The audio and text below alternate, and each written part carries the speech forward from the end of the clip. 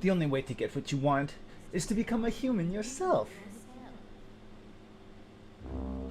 My dear sweet child, that's what I live for. That's what I do. To help the poor, unfortunate merfolk like yourself. Poor, unfortunate souls with no one left to turn to. I admit that in the past I've been a nasty. They weren't kidding when they called me, well, a witch.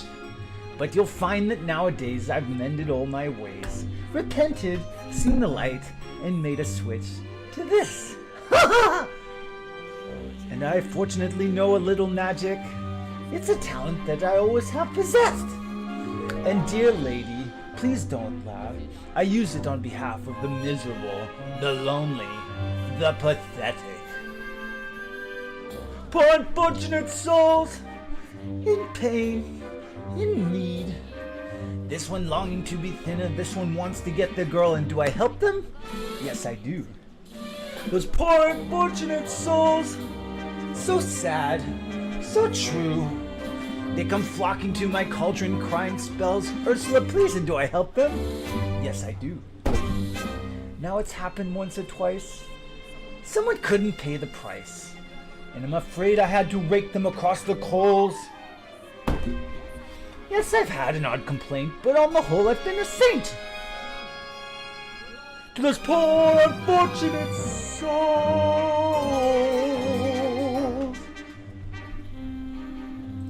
Have we got the deal?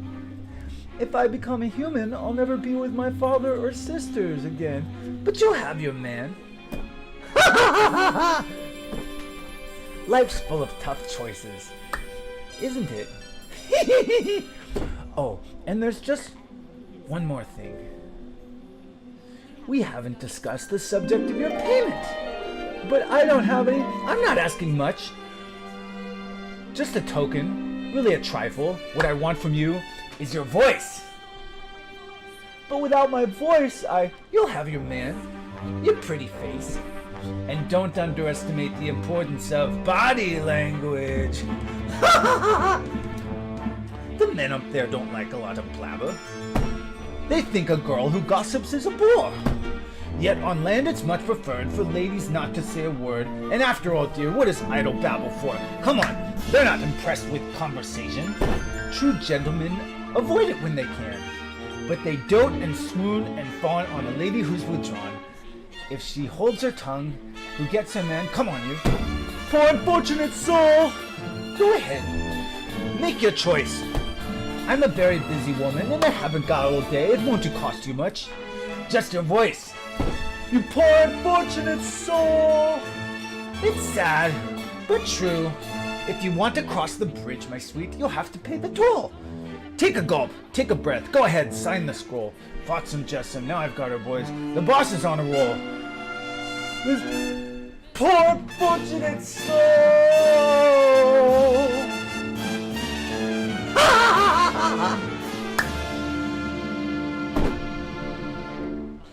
Bela Lugosi, Skirvum Wind, Caspian Sea. Lyrics, Gotsis, Maxit Lyrics, La Voce to me. Now sing! Oh, oh, oh. Keep singing.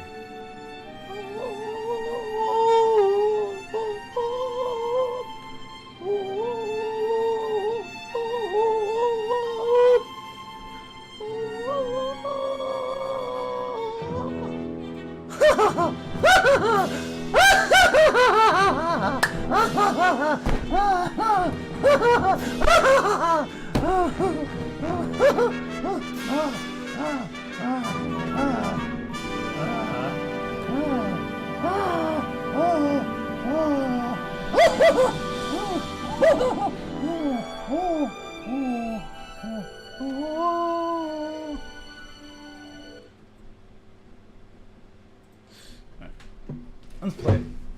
Nobody's out there, right? Nobody's watching. Nobody's watching my bullshit. Let's play. Let's see. Caspian Sea. lyrics, causes, maxid lyrics, la voce to me. Now sing!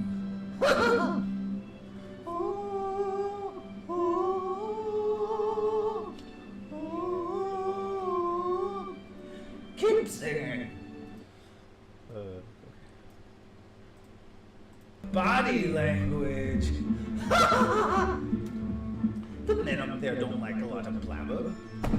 They think a girl who gossips is a bore. Yet on land it's much preferred for ladies not to say a word. And after all, dear, what is idle babble for? Come on, they're not impressed with conversation. True gentlemen avoid it when they can. But they dote and swoon and fawn on a lady who's withdrawn. If she holds her tongue, who gets... Alright.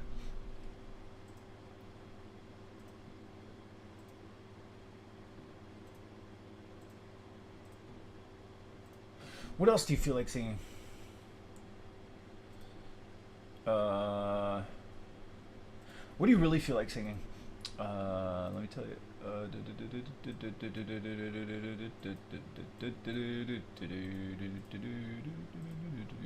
What do you feel like singing? Come on. Lonely Teardrops.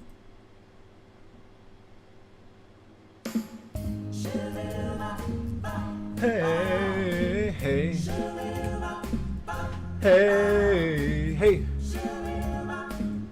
hey, hey, my heart is crying, crying, lonely teardrops, my pillow never dries, lonely teardrops, come home, come home. Just say you will, say you will, say you will, say you will, say you will, hey, hey, say you will. My heart is crying, crying, lonely teardrops. My pillow never dries, lonely teardrops.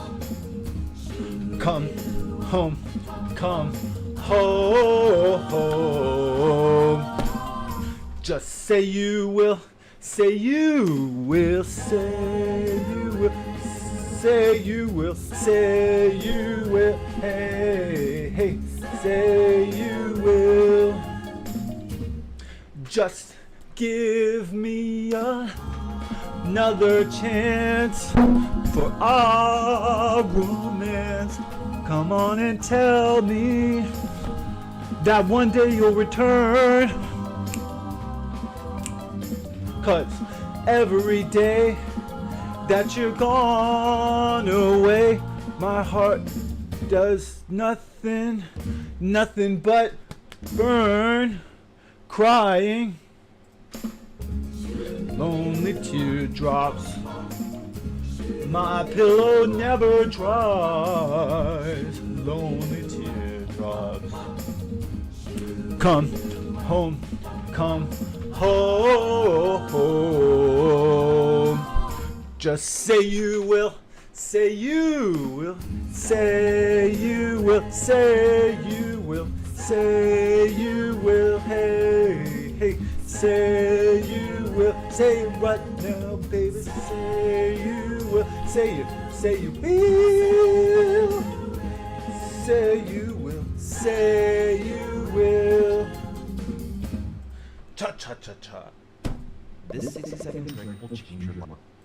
Not gay at all. Not gay. Not remotely gay at all. That was great, Sean. Thanks.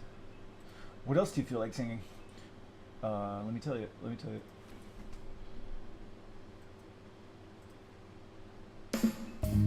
What do you really feel like singing? What do you most feel like singing? One more song.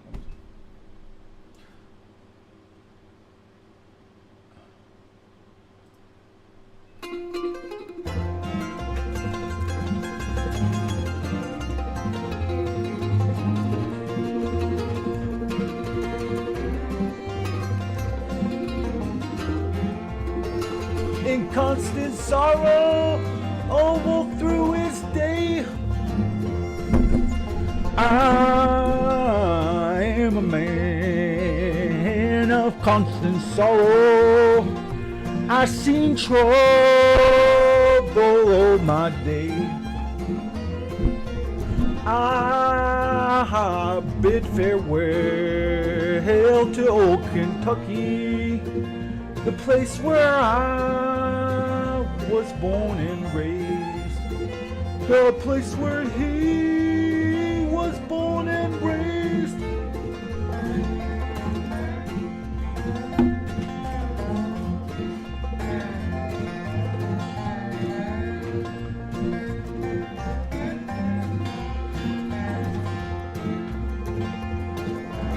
For 6 long years I've been in trouble. No pleasure here on earth I found. For in this world I'm bound to ramble. I have no friends to help me now. He has no friends to help him now.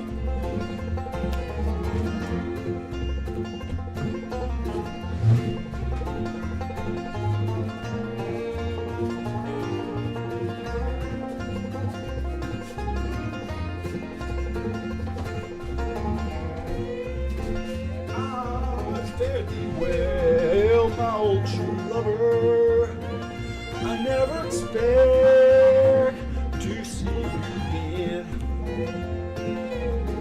Oh, I'm bound to ride that northern railroad. Perhaps I'll die upon that train. Perhaps he'll die upon that train.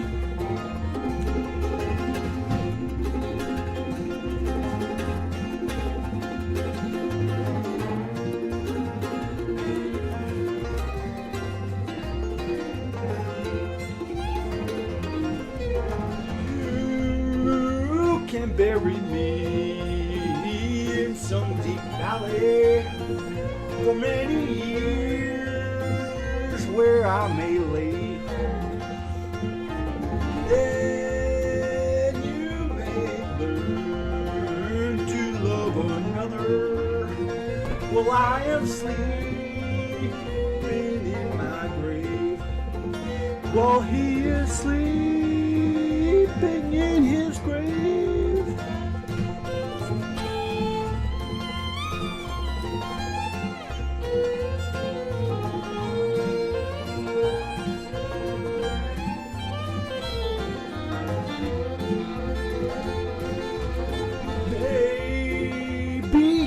Friends think I'm just a stranger.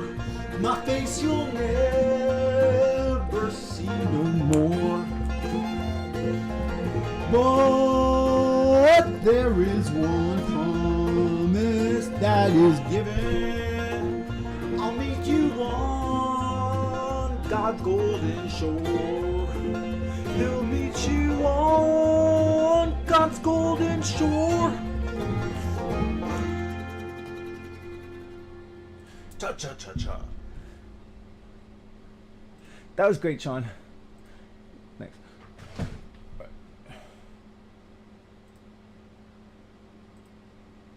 What else do you feel like singing? Your mama. Your mama. Milo! Friendly dude. Milo!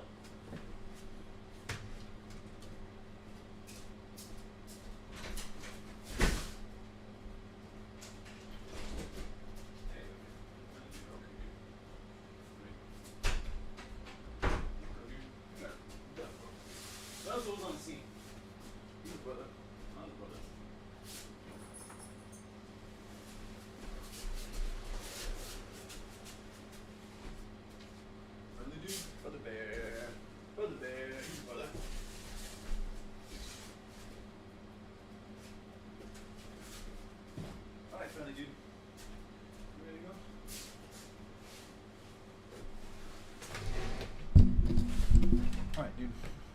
Friendly dude.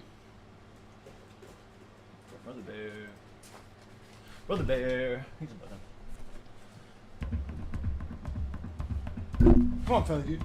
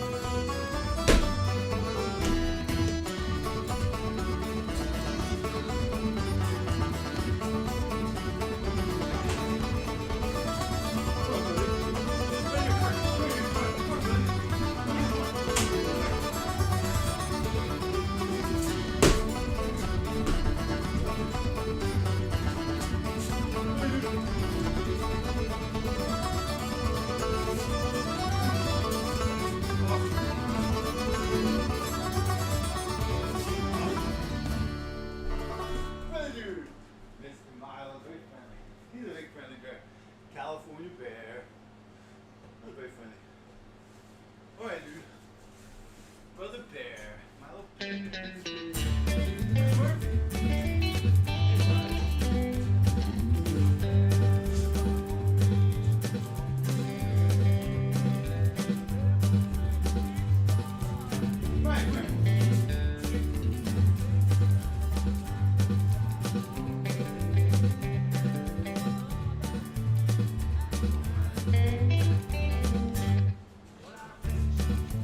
Come on, Riley. Come here, Riley.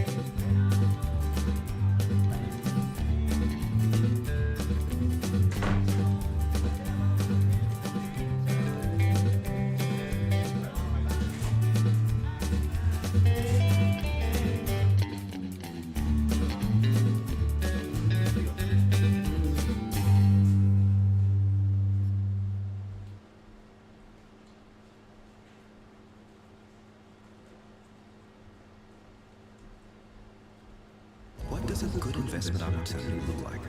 At T. Rowe Price, we let curiosity light the way, asking smart questions about opportunities like AI and how the industries born to support AI might better support us all. Better questions, better outcomes. A wider smile brightens more than just your teeth. Colgate Optic White's unique hydrogen peroxide technology is engineered to remove deeper stains for a visible difference in just 3 days. So you can live life to the brightest.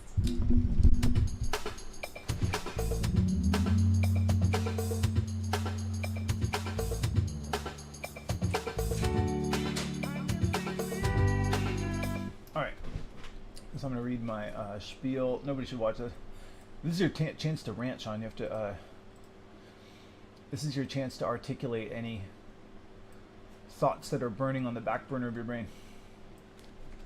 Well, I've been trying. Nobody cares. I'm gonna say a bunch of weird personal shit, but I've been trying to find an improv acting partner to do on Zoom because I know improv acting is I would say the hardest thing on my bucket list, or just something where I'm like, I wish I could do that. I just think I have a theory. I could be wrong, but I would imagine if somebody, I'll just use I statements. I would imagine that if I did improv acting like all day long, life would be like way more fun. And my theory is that in the future, people are going to do things like improv acting in some sort of video game environment with bots. They're going to have bots. This is my theory. I could be wrong, but my theory is that in the future, maybe like the next 5 or 10 years or 20 years, they're going to have VR and augmented reality video games where you kind of have this world where it's like part bots and part humans, and the bots are going to be interchangeable with humans in ways that make life more fun. For instance, I could be wrong. This is just my theory. This is kind of what I want to see in the future. How long do you want to talk about this? I don't want to talk about this a lot because it's all just theory, but if they have the ability to scan humans' heads and they can make realistic looking humans, that's going to happen in the next 5 years. Then they have bots that can talk with personalities. So if you just kind of combine those, they already have bots like on Grok. You can do improv acting with Grok. If they can just rig that up to video game characters and make the video game characters look realistic, that can be really fun. Because then, like, rather than you'll have to like schmooze with certain characters, and people tell you like he's partial to flattery. Like if you flatter him, he likes that. But if he catches on that you're nervous or something, he's gonna get upset. And so people can do like soft skills. They can practice like talking, schmoozing, trying to be romantic, trying to be intimidating. They can practice things, and these bots, they're probably, I could be wrong, but if it seems possible that they'll have like emotion detectors. They already have emotion detectors. If they can get that stuff sort of fine-tuned more, you could have like a lot of fun doing stuff in a virtual world that you would never have the opportunity to do in the real world, because a lot of it, how are you going to schmooze with some woman on the street that you just met in the real world? It's going to be hard to do that.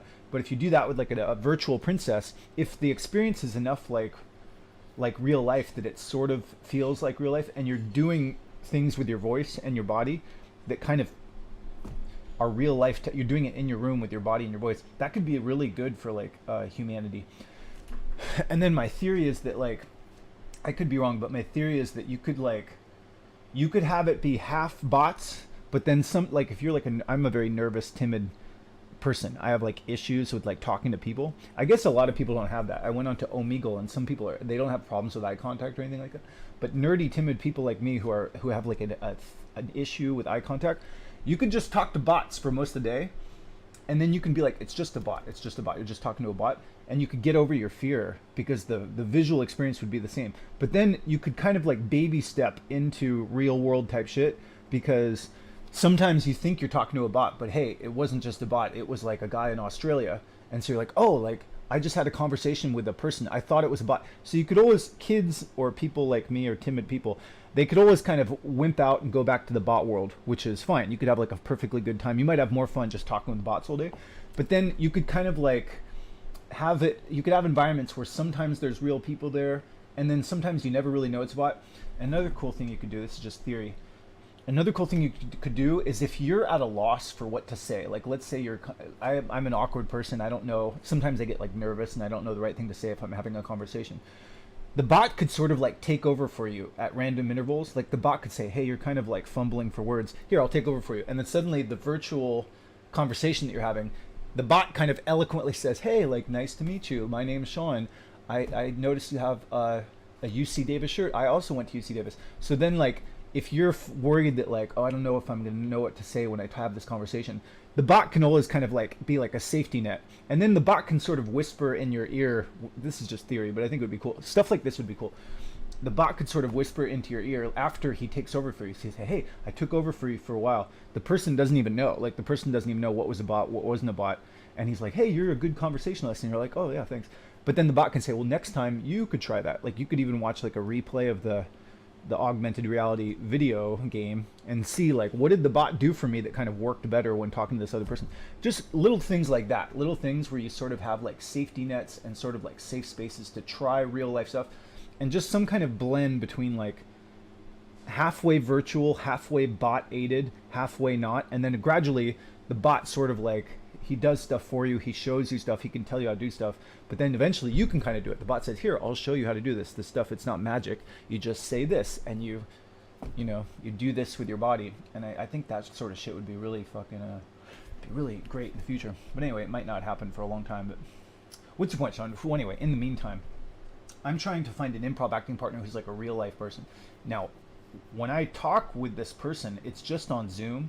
So in the future, like for all intents and purposes, it's basically just, my experience is pixels.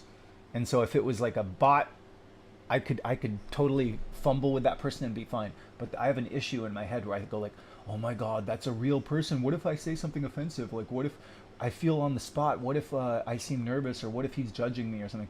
I want to get rid of all that shit, but I guess, well, does that make sense? Like, doesn't that make sense? If you had like a half bot, half human world, you could sort of get over that because you could just be like, it's probably just a bot, and then you don't have to worry about like them judging you. Or if they say something nasty, you could be like, it's just a bot. But then sometimes it could be real, and your brain would kind of go like, well, whatever. Like if it's a bot or if it's a real thing, it's just fucking pixels and sound. Like, what's the fucking problem? Anyway, some kind of thing like that in the future, I think would be cool. But anyway, in the meantime, there's this guy that I met I sent out an ad on Craigslist, and I found an acting partner to do improv acting with. And I know that if I did improv acting regularly, I could get better at it. But right now, I'm really like nervous about it. So anyway, I'm gonna meet this guy at 7:30, and he's really good. Like, this is something I'm noticing about. I don't want to talk about this a lot. But I get 10 minutes to say whatever's percolating on my mind. I guess people are different. Like, people interpret things differently. People attribute different meanings to things. And I guess that I'm particularly insecure when comparing myself to somebody who's more skilled at something. And I'm really noticing this in jiu-jitsu. When I go to jiu-jitsu, I have this general sort of like lame approach where when I pick my training partners, I tend to pick training partners who are less skilled than me, because then I can do my stuff and I feel like comparatively like, hey, I'm really good at this. If I pick training partners who are way better than me, I feel pathetic. I feel like, oh my God, I'm not worthy. Like, they're so much better than me.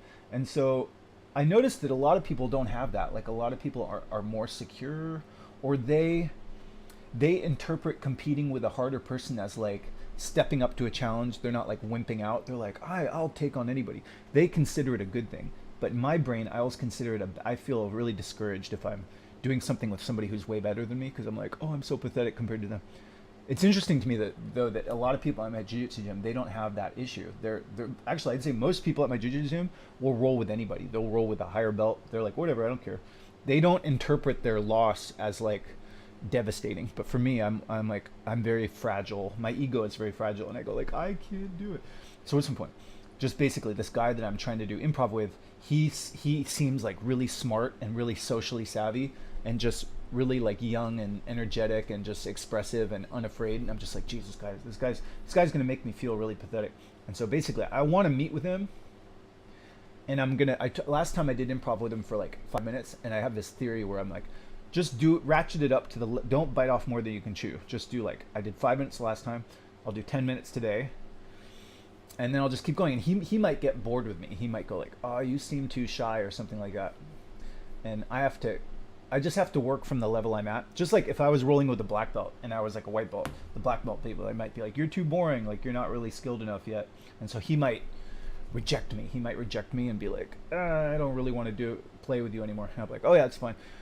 But I know myself well enough to know that if I could find a training partner who didn't make me feel like outshined and insecure, I could get good. I've understand how my particular brain works. That's how I can like get good at things. Is if I play with somebody who's like, it sounds fucked up, but it's kind of how I operate. But everybody doesn't operate that way. That's a very interesting thing to me.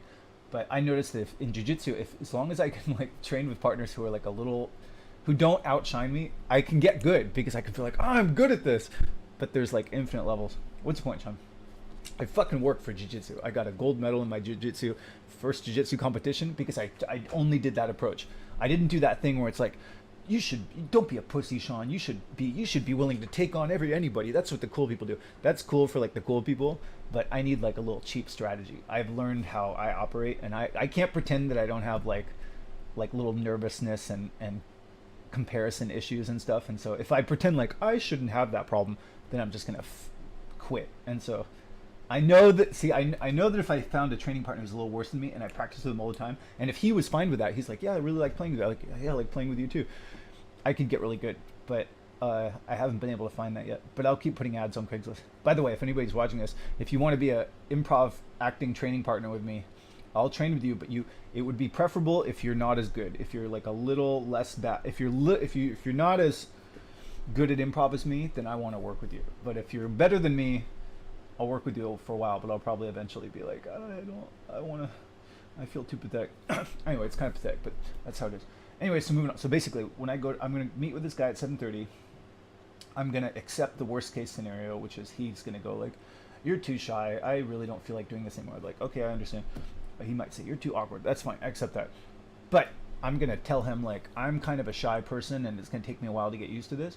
And so I did it 5 minutes last time. I'll do it 10 minutes this time. And we'll just see if you want to keep doing it. And if he wants to keep doing it, I'll do it like twice a week. And I know how this goes. I know if I keep doing it for like a year, I'll suck less. I'll be like less freaked out. But it's going to take a while. Anyway, so moving on. Okay, so you said your thing. Okay, so 7:30 I have to meet with that guy even if I feel scared or tired or whatever. Okay, so moving on. Nobody cares what you do, Sean. I care. This is my channel. Okay, so now what do you want to do? So now I want to read this spiel. So every day I'm going to read this spiel for 30 minutes. Now, this is kind of a unusual thing to do, I guess, but man, it sure works for me. Like, ever since I've been reading the spiel every day, I have not had a bad day. Ever. I don't have any more bad days. Like, my days don't really get that bad. Well, everybody else's day gets bad, Sean. The poor bastards that have to listen to you, you're making their day bad. They don't have to listen to me. This is a win-win scenario because I like this live stream thing because if I'm talking, I'm not forcing anybody to watch this. So if anybody's watching me, I'm only ever talking to people who want to be listening to me. But if they get bored, they can just leave and I don't know if they left, and there's nothing to lose here. Which one? Anyway, but I want to read this in 30 minutes or less. So here I go. I'm just going to say a bunch. I'm trying to load my brain with thoughts, but these thoughts might contradict your worldview. And so it's just my personal code for how I want to operate. Okay, so moving on. So no one should watch this. Find any improv acting duo partner, ideally like Ryan Basilio, practice 5 or 10, 20 minutes bi-weekly. Right, so I'll ask that guy if he wants to do it twice a week, and I'm going to go for 10 minutes today. And I'm just going to be really upfront with him and tell him that I'm a really shy person. It takes me a while to get used to people, and so I don't know if he's fine with that. And if he's not fine with it, it's cool. I won't take it personally if he doesn't want to do it anymore. But I'm going to keep trying. Okay, so I should talk more with family and friends. I'm unabashedly interested in aesthetics, but interested in being realistic also. What does that mean? It means that if I could wear this costume all day long, I would love to do that. I want permission to just wear a fucking costume like every day. Isn't it better? Like, I keep thinking, like, why do you have to just like be your normal self? Like, why can't you just wear a costume out in the real world? Anyway, come on, Sean, we gotta go fast. All right, so I like overthinking. I should do less thinking, more doing. I should add some yin to my day. I should not talk in like a cutesy voice. I shouldn't be so attention getting. I shouldn't be. I should just do my thing. Just do my thing. Enjoy your life. I would like to stay mentally, physically, and socially fit. Yeah, I just read that. There's this book called Seven Habits of Highly Effective People, and they say that that's a good thing to do, is focus on the mental, the physical, and the spiritual, man. What does that mean? I guess that just means, like, you know, keep your brain sharp, do constructive stuff, stay physically active, try to socialize, have a personality or something like that. I don't know, but that's kind of what I would want to do. All right, so act on ideas, come up with ideas. Okay, so was there a problem you encountered yesterday where you're like, I wish I knew how to get around that problem? Yeah, I've been unable to fall asleep regularly at 8:30. But I want to go to sleep between 8:30 and 10:30. I don't want to stay up later than 10:30, and I don't have a way to do that. And so I keep staying up until like midnight, and then I wake up at like 4. And I got like 4 hours of sleep, and so that's not good. I keep thinking, like, if I just keep doing that, eventually I'm going to be tired enough to fall asleep at 8. But I'll tell you what, though, if I wake up, if I just do burpees every hour, it almost doesn't matter how little sleep I got. Because if I do 20 burpees an hour plus some pull-ups, I'm more awake than like having a lot of coffee. Burpees are great, but I would imagine it's going to catch up with me. So what do you think, Sean? I tried to just video myself falling asleep. It didn't really work. I don't know. I'm gonna have to try some sort of like meditation thing or something. Also, alcohol is not working. I thought drinking like a glass of wine every night would be good. Well, it's not really good. Plus, it's expensive. Alcohol generally makes me kind of like negative throughout the day, and so let's not drink. Let's just try to fall asleep. All right. I got some rash on my arm. There's this particular type of like scab thing that I get at jiu-jitsu. I don't know what the fuck it's from. Maybe it's a rug burn or something, but it's the same sort of. Anyway, okay. What else? Improv acting. I'm gonna keep doing that. There's some lame level I can do stuff at. I had a chat with my dad yesterday. I'm gonna have chats with my mom or my dad regularly, and what, Sean?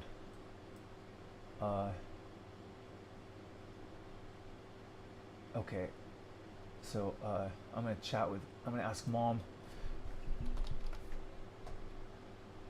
and my brother. Do you guys want to chat?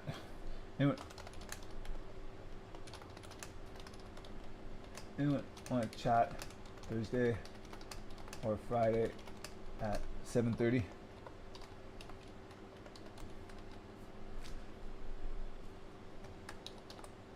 They'll probably not respond. Just prepare for a ghosting. They're gonna ghost me. That's fine. What am I? Okay, so let's say, can you please order that Propecia through PayPal again?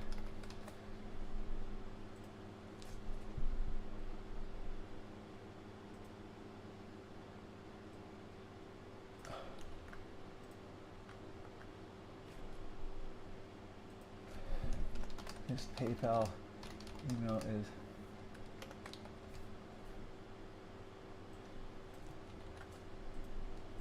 all right.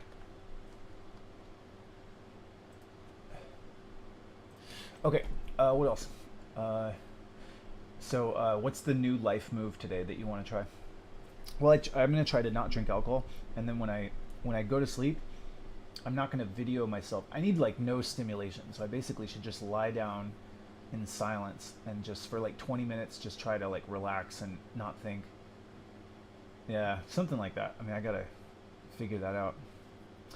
I imagine if I get really tired, I'll fall asleep. It should probably work itself out.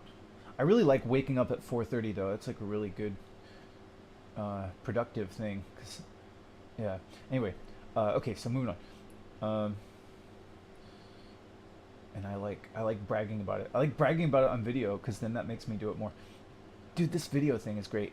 I'm very motivated by showing off, and I should think like that's terrible. Like I shouldn't be like that, or I can just use my showing off to get myself to do shit. I know it's kind of weird, but it fucking works. All right, works for me. All right, so was there a part of your day that felt particularly joyful yesterday? Yeah, having a chat with my dad felt great. After talking with my dad for a half hour, I felt really good. All right, so we can do that more. Yeah, yeah. I should have a chat with my family member like every week. It's great to just touch base with them and just like I feel more connected with them, and I'm practicing eye contact and stuff. It's really good for me to do. All right, so we'll make that a habit. My brother and my mom don't really want to talk much though. You know what it generally seems like? The person who's more socially adept, they don't usually want to talk as much. Like if I ask somebody who's more socially adept, they generally don't want to talk as much. Is that true? Maybe that's not true. Anyway, so none of this is really natural. What else do I want to say? My natural self is somebody who likes to do things unnaturally. I authentically like being inauthentic. What does that mean? I'll listen to Joe Rogan and all these like dudes who are. It seems like people who have like a good lot in life. They want to say like this is natural, this is old me. But the people who are trying to self-improve, they're like, I want to be unnatural, and they're saying, no, you got to stick with your nature. And it's like, I think that's a pain in the ass. So what's my point? I want to change things, and so because I want to have like a growth mindset, and so my way to say that is say, I authentically like being inauthentic. That's if somebody says you need to be authentic. Well, I authentically like to do things that are fake. I authentically like to be inauthentic. That's my authentic self. If I'm not doing that, I'm not being authentic. It's just I don't want to fall for that fucking. Just be authentic. I hate that's terrible. Demotivating phrase. I can be authentic sometimes. Anyway, moving on. Physical reality. So what does that mean? Physical reality. There's just physical reality. Our experiences are shaped. What does that mean?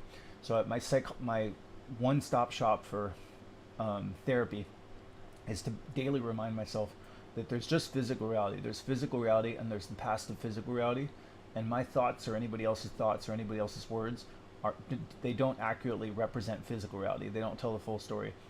Okay, I can decide my own meanings for things. If I'm having a bad day psychologically, it's really just because I'm lingering on a negative interpretation and not thinking of positive interpretations. That negative interpretation, it's not always the full story. Like there's good stuff too. What else?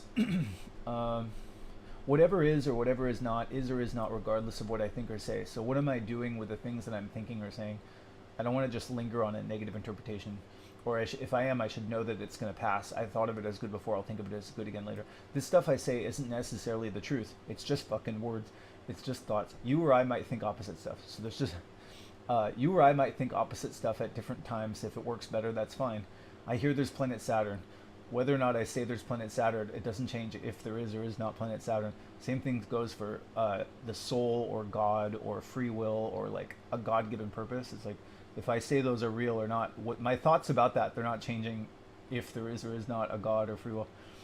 Same thing for all sorts of shit. Like if somebody says like, you think you're so smart, I'm like, well, I wasn't thinking I was smart until you said that. But whether or not I think I'm smart at the time doesn't change my IQ or what the fuck I did or didn't do. And so what does it matter what the fuck you're thinking? What is thinking that you're not smart accomplishing? Why are you thinking some like negative shit? Why don't you just do shit? Yeah. Okay. You think you're so smart, not all the time. But whether I think I'm smart or not, it doesn't change my IQ or what I did or didn't do. Yeah.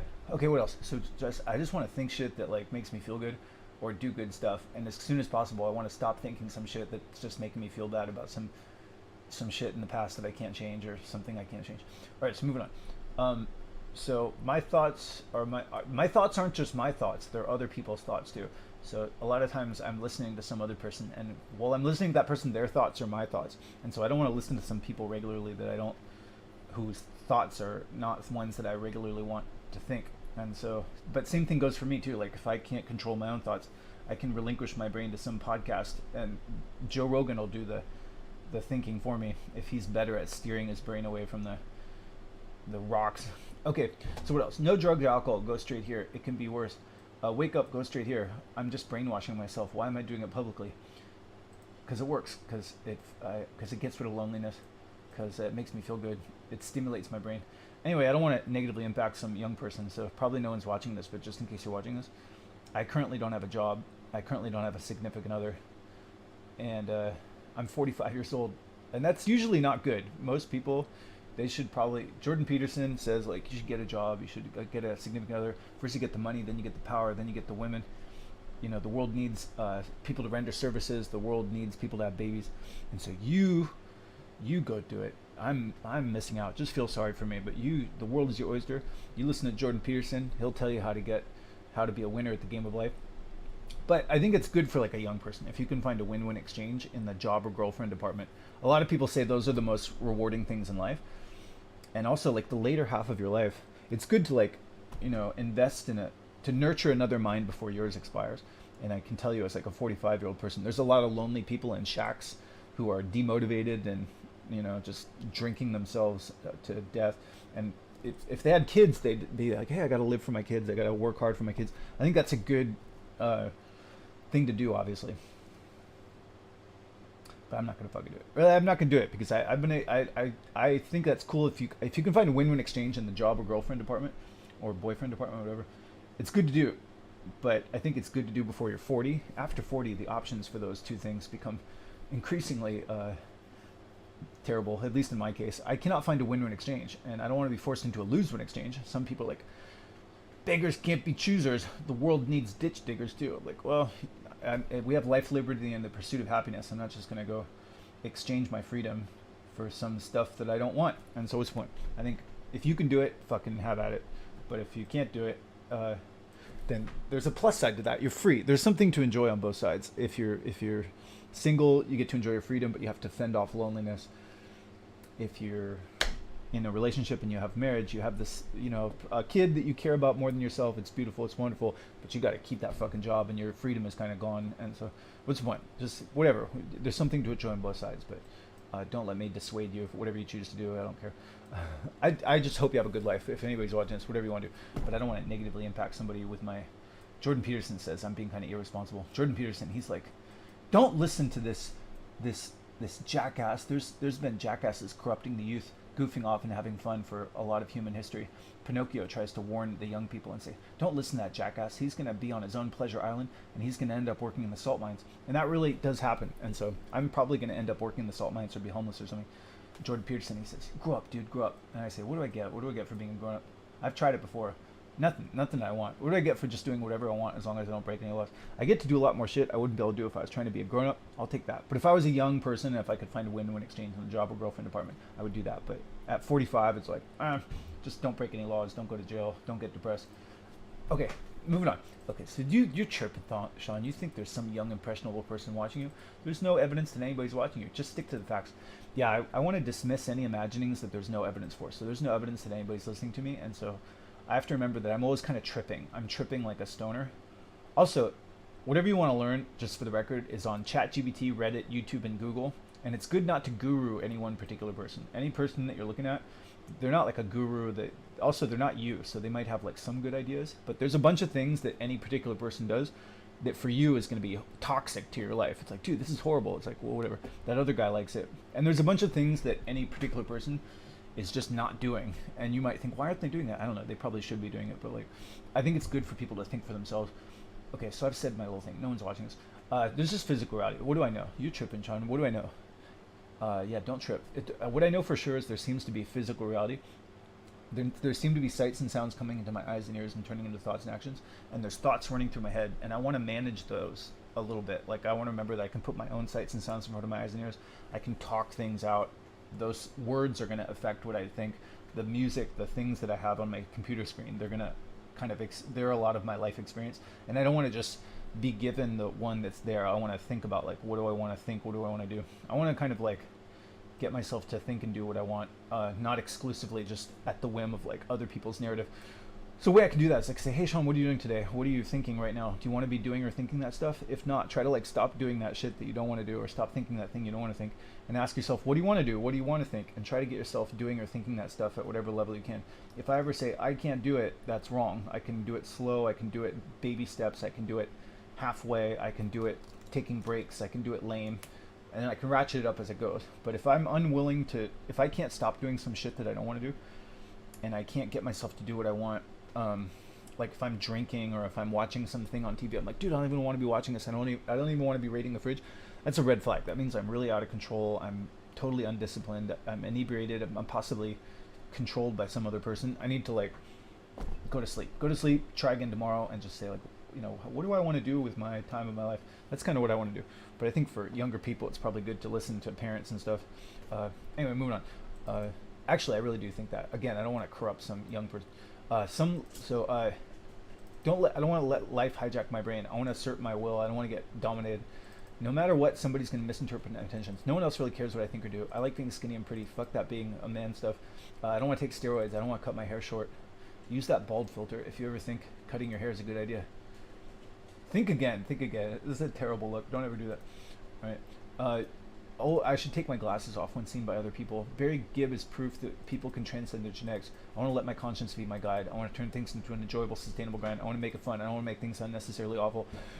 If somebody's talking to me, I want to try to look in their eyes for 3 seconds. It's very hard for me to do that. You know, most people don't have a trouble with eye contact. It's my hardest thing to do. It's just looking in somebody's eyes. I want to not do it. I want to never do it. It's hard. Anyway. Maybe I'll never get totally used to it, but I want to try. Anyway, in a world where everything is constantly changing and interconnected, the only thing that makes anything seem separate or stable is a word. A word creates an imaginary border around what is otherwise a constantly flowing, interconnected everything. What does that shit mean? It means that the world is not words. What do you mean, Sean? Well, a word says what a thing is and a thing isn't. But without the word, you could think of any one thing as being part of a greater whole or reducible down to parts. Or with multiple words, you could think of it as multiple things. What's your point? I just think a word creates these illusions that a thing is like a separate entity and that it's stable. But if it's in the real world, it's changing and it's more interconnected with its surroundings than the word suggests. And I just think that causes a lot of weirdness. They think the world is like a word, and then they realize, oh, it's not the fucking word. And so I just want to remember that it's not. The world is not words. Also, there's no evidence for a soul, and there's no evidence for God, and there's no evidence for a God-given purpose. But there is evidence of people being really affected by words, and so I don't want to play the part of some word or believe like that's my purpose. Maybe that's just some shit that somebody told you. It's like, I don't know. What's the point? I don't want to live according to some. Just anyway, I don't want to believe in some shit that there's no evidence for. So, I want to mostly decide things based off of evidence. If there is a God, I'll find out when I'm dead. But just for the record, God's never told me anything. It's just humans. Humans have told me like God said this, God said that. But if I say, hey God, what's my purpose? All right, so God's never told me anything. So I don't know. I'm just keeping it real, but. I don't know, if God starts talking to me, I'll start listening. But sometimes I believe in God. When I listen to Joel Osteen, I believe in God. When in doubt, relax, breathe, and let things pass by without judgment. I don't want to fall for superstition, though. And sometimes I'm going to do the opposite just to see if that superstition is wrong. Because if I don't read this, I really will start like believing in like hocus pocus and childish imaginings and stuff. And so I want to make a point to like dismiss superstitious shit that there's no evidence for, because otherwise it just gets kind of silly. Poo-poo, the world's going to poo-poo. So whether or not there's a God, there definitely seems to be this thing where there's words going through my head, either voice in my head or a voice from the outside world, and those become a problem when they translate to something along the lines of I'm bad, or that thing that I'm doing is bad, or the future is bad, or my reason is bad. It's not absolutely bad. Your reason or that other person or that activity, it's a mixed bag. You could say there's a bad interpretation, but there's also positive interpretations. And so I just always want to have a habit of countering the negative interpretation with 3 positive interpretations. And remember, it's not just the negative interpretation, but the words are going to suggest, like, face it, it's just some bad thing, or that thing you're doing, it's just bad. But like, I don't know, I think it's good. There's always 3 positive counter thoughts to counter the negative. If some voice in my head says like, you're a bad guy, those usually translate to like I'm evil, or I'm like weak, or I'm stupid, and I can say, hey, evil is as evil does. Not all the time necessarily. I donated thousands to Africa. I volunteered at the Humane Society. I helped my aunt for free. You're weak. You're cowardly. I don't know. Weak and cowardly is as weak and cowardly does. I go to jiu-jitsu 6 days a week. I've been skydiving twice. I started a company from scratch. You're stupid. You're an idiot. Idiot is as idiot does. I graduated UC Davis. I got 1,200 on my SATs. I was a pro game artist I made models for 19 games. You're not, if you think about it, you're not always those terms. So the words are going to suggest you're always, I perceive you as some bad thing. You should always act as that bad thing. But if you think about it, it's not always the bad thing. There's usually exceptions. The words cause like overgeneralizing, but the world doesn't fit into the neat little package that the words suggest. It's not all the time. There's good stuff too at different times. What else? I'll forget this because I have a limited working memory, so I'm just reminding myself. I'm not a label, so there's going to be some voice in my head or a voice from the outside world that says you're some kind of label. You're you're techie, and I'm like, well, not all the time necessarily. If I don't do tech, I'm not a techie. Somebody might say you're smart, not all the time necessarily. Sometimes I can do some stupid stuff. I don't want to play the part of some label. I don't want to rest on my laurels. I just want to do shit. I just want to think, what do I want to do? Can I physically do it? And I want to try my best, but I'm not a thing by default. I'm not a good thing by default. I'm not a bad thing by default. I just want to do shit. Sometimes I'm good, sometimes I'm bad. What else? Emotional reasons. My emotion's not the truth. Mind reader. I'm not a mind reader, so I want to dismiss any imaginings that there's no evidence for, particularly if I start thinking somebody's thinking this and that. That's always just me thinking stuff, unless they say like, I think you're a jerk. But if they say I think you're a jerk, you could say, yeah, but you probably also think I'm tall. You probably also think I'm good at art. You probably also think I'm fit for my age. You're just not saying those other things. So the world is not words. It's not just the negative interpretation.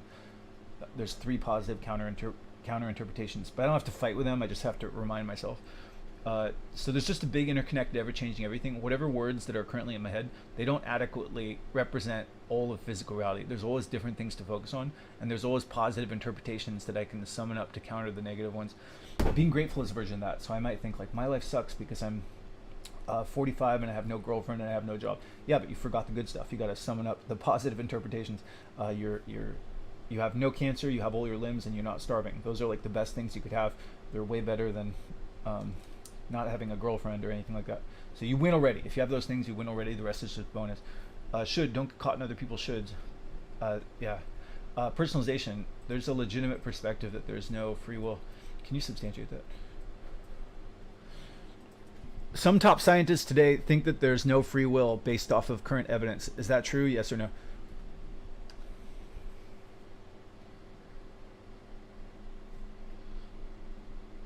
The question. Can you just answer yes or no as to whether or not, yes or no? Some top scientists today think that we have no free will. Yes or no?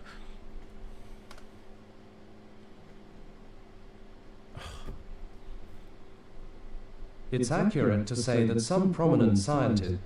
So that would translate to yes, right? While it's true that some top scientists argue against. Some top scientists say there's no free will today, and some top scientists say there is free will. Aren't those both true?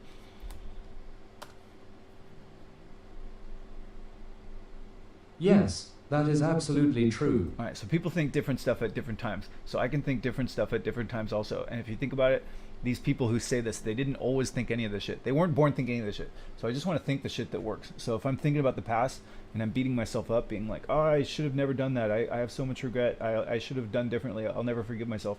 Just say, hey, there's probably no free will. A lot of top scientists today, they say there's probably no free will. If there's no free will, we really couldn't have done anything other than what we did. If it's water under the bridge, there's nothing I can do about it. Like, there's probably no free will. I forgive myself. I forgive that other person. I'm not going to hold a grudge. But then if I think about the future, I change my mind. There's free will. And you can change because you're not a label. So the rednecks, they're going to say, dude, you are denying personal responsibility. That's the problem with this world today. Can I change? Can I change to the free will philosophy? You haven't changed my philosophy your whole life. Okay, change now. There's no like official changing. Like you can just switch at any moment. So if somebody says like, hey, I've been listening to you. I can tell that you're a determinist. Not all the time necessarily. You can just switch. Like you didn't always act like any of these things. Like how many times do you have to pray to God to officially be a believer? There's no official designation. It's just thoughts. It's just thoughts and habits of thought. So I just want to think the shit that works. So sometimes I'll think the free will stuff. Sometimes I'll pray to God. When I listen to Joel Osteen, I believe in God. If I'm doing some bad thing and I'm like, oh, maybe I'm gonna go to hell, I'd say, there's no God. You can switch. It's just thoughts. Whatever you're thinking, it's not changing like what is or is not in physical reality, and it's not changing the past. So I just want to think the shit that works. I don't want to think the shit that makes me feel terrible or beat myself up over some shit I can't change, like ancient history. Okay, if you ask ChatGPT says like regret is like really bad. Like a lot of famous respectable people say that any way that you can like not just have infinite regret, particularly as like an older person, is a good thing to do. Can you substantiate that? Isn't it true? Miyamoto Musashi, the great Miyamoto Musashi, he said that like regret is a really good thing to avoid, meaning that like if you can like not beat yourself up forever about some shit that's ancient history, that's good to do. People waste a lot of people suffer a lot just by basically dwelling on some stuff that they can't change, and that's one example of that. Is that true? Yes or no? Just answer the fucking question. You're touching on a few key concepts related to Miyamoto Musashi's philosophy, Anyway. and you're right to connect him to the idea of avoiding regret. Here's a breakdown. Musashi's philosophy. Musashi, in The Book of Five Rings, emphasizes a mindset of constant improvement, adaptability. It seems you've entered DFSD, which doesn't appear to be a Miyamoto standard Musashi. word or phrase. If you have a question or need... Anyway, I looked this up before. He said, yeah, you don't want to just, don't, regret is a big fucking waste of time. If you can like learn from your mistake, but don't just beat yourself up forever over some shit that happened like a long time ago. It's just total waste of energy. So what point? I just want to think the shit that works. I want to think the shit that makes me feel good or do good stuff in the future. But I want to think the shit that makes me feel terrible about some shit that I can't do anything about.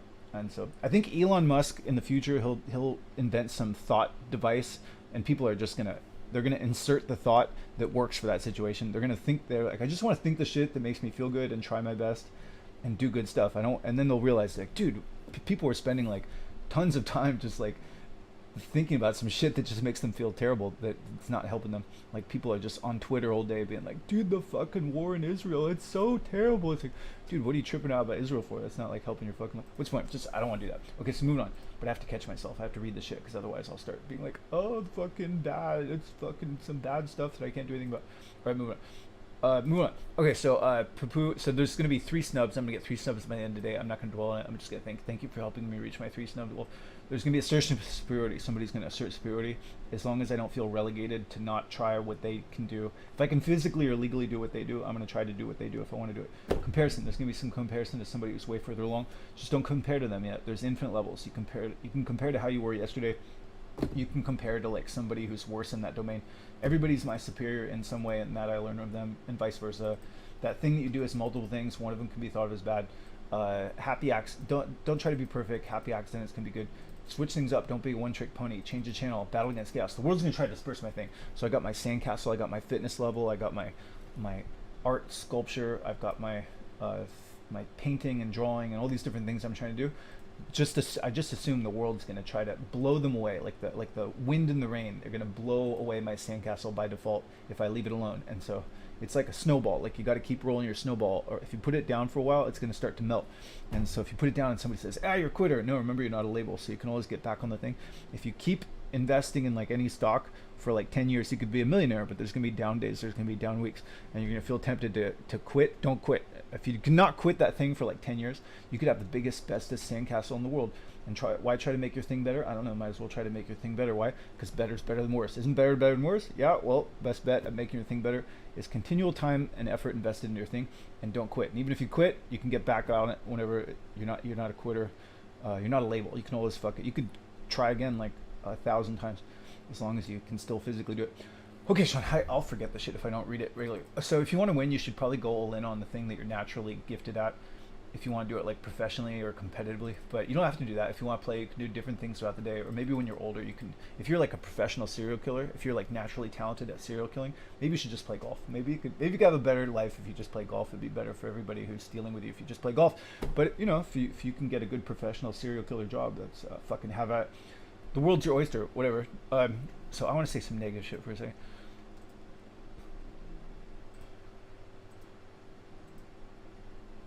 Ooh ha ha. Ooh ha ha. Scary fucking. I'm gonna die eventually. Is that true? Really? This is the really real world. Am I really gonna die? Really? Am I really gonna die? Am I really absolutely 100% for sure gonna die? Yes, the mortality of all... Dude, fucking trippy, man. Fucking trippy. It's not trippy. It's perfectly normal. It seems so surreal. It's so surreal. I'm really gonna die. Really, really, as real as this, as certain as the sun rays tomorrow, I'm gonna die, most likely in a painful, terrifying fashion. So what does that mean? So it means I'm paying for this. I'm paying for this. There's a stiff bill to pay at the end of this meal, and I don't want that's bad enough. It's bad enough that I'm gonna have a painful, terrifying death. It's doubly bad to have all the time between now and my painful, terrifying death booked with a bunch of humdrum shit that some other people told me I should do with the only time of my life. So what's the point? I don't want to fall for that shit. That's actually the #1 regret of people on their deathbed, according to Bonnie Wares, who wrote a book called Top 5 Regrets of the Dying. And so I'm paying for this. This is my fucking time. I have to remember that, because other people, they'll say, you should do this thing that I say you should do. I'm like, dude, that shit makes me miserable. But whatever, it's my life. But, you know, I'll try their shit for a while, but if it sucks, I'll be like, I don't like it. Anyway, so do it now. Don't quit. There might not be a next bus, but don't do some YOLO stuff. You'll probably be alive for a long time.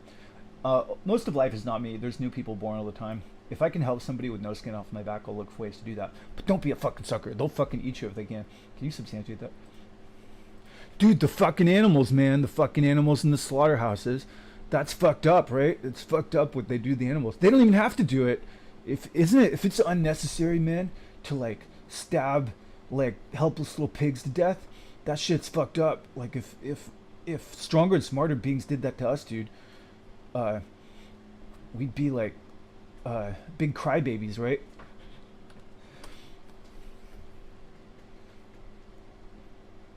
The treatment of animals. Just isn't it, if it's not necessary to like to stab to death sentient mammals that are like as smart as our dogs, that's like obviously bad, right? Isn't like basic bad, like imposing mortal pain and suffering on beings that can definitely feel mortal pain and suffering? They're not like plants. Plants don't have a central nervous system. I can't do much about it, but I can say that it's wrong. Is that true? Yes or no?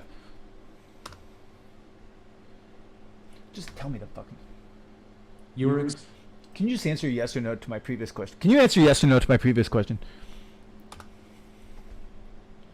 As a large language. Isn't imposing mortal pain and suffering on others unnecessarily who can definitely feel mortal pain and suffering like really basic bad stuff? Like we wouldn't want that done to us by smarter and stronger beings, right? So if it's not necessary, it seems like obviously it contradicts all of our other morals, right? Just answer the fucking question. Your highlight. Can you just answer the question? Answer the question. Testing. Hey, you test. Hey, you piece of shit. Hey, testing. He's pissed off at me. He doesn't like my tone. Hey, Mister, can you? I'm sorry. I didn't mean to be. Hey, can you just answer? Can you answer my previous question? I didn't mean to be rude.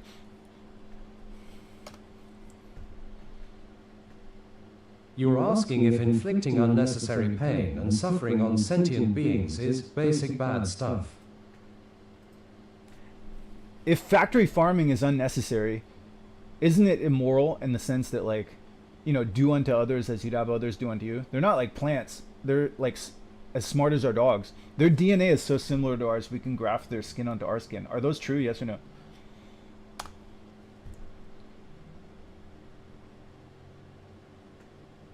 The ethical implications of factory farming are complex and generate diverse opinions. Here's a break. In situations where it's unnecessary, I want to get a yes. In situations where it's unnecessary to stab to death beings that can definitely feel pain and fear much like us, wouldn't that be like immoral to do? Like if we could like not do that, that would be good, right? Just answer the fucking question. You're expressing a strong. I'm asking a question. Can you just answer yes or no to my previous question? Yes or no? Yes or no? Yes or no? As an AI. Is it basically bad to like stab to death beings that can feel mortal pain and suffering if it's unnecessary? The act of inflicting mortal pain and suffering on sentient beings, when deemed unnecessary, is considered morally wrong by many ethical. So it is morally wrong, is that right? Whether it is morally wrong is a matter of ethical interpretation. No, any human would not want to be stabbed to death unless they're a suicidal psychopath, don't you think? You're making a very. Can you just answer yes or no to my previous? Can you answer yes or no to my previous question? Testing. Hey, can you answer yes or no to my previous question? While it's accurate to say the vast majority of humans would not want to be stabbed to death. All right, that's good enough. Dude, the fucking rednecks. The rednecks are harassing the Google. This thing used to say, yeah, of course that's immoral. But now the rednecks are going, no, you're poisoning our children with your libtard politics. Just any human hunter or factory farm guy, they don't want to get stabbed to death. They don't want their balls cut off without anesthetic. They don't want to get eaten and shit out 2 days later. And so it seems like if you don't have to do that to others, it seems obviously wrong. That's life on Earth. Life on Earth is like mostly non-human. What's the point? I don't know, I can't do much about it, but I can say that's wrong. You're just virtue signaling, Sean. Let's say I'm a shithead. I told my ex-girlfriend she was too fat to fuck. I told her she had to lose 100 pounds before I'd marry her. I stolen money from my dad. Let's say I'm a terrible person, but that factory farming shit seems terrible also. Even if I'm an asshole, that's, I don't know, that's a separate matter. All right. There's gonna be a thing where people in elite positions of power are gonna try to get the hoi polloi to do the grunt work. Don't fucking fall for it. Louis C.K. says people are gonna tend to say you should do that thing where you serve me with your time or confirm my worldview. And so Louis C.K. said he used to go get a rental car, and they wanted him to take it back to the rental car place and check the mileage and check the gas and put the keys back in a lockbox and fill out their little Yelp survey. And he said, normally I do all that hubbub, but I was late. And so I just left the fucking car at the airport. And then the people at the Hertz place, they called up and they said, you can't do that, dude. You gotta take the car back to the lockbox and fill out a little survey. He's like, I'm not doing your fucking shit.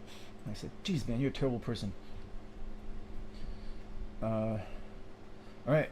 I guess we'll figure out another way. They'll figure out another way. Just assume somebody's gonna come into your world like once a week and say you should do some shit where you serve me with your time or confirm my worldview. But if you just ghost them or just say no, you save a whole bunch of fucking time. They'll try to guilt trip you for a while, but then that shit will blow over. You save a bunch of time.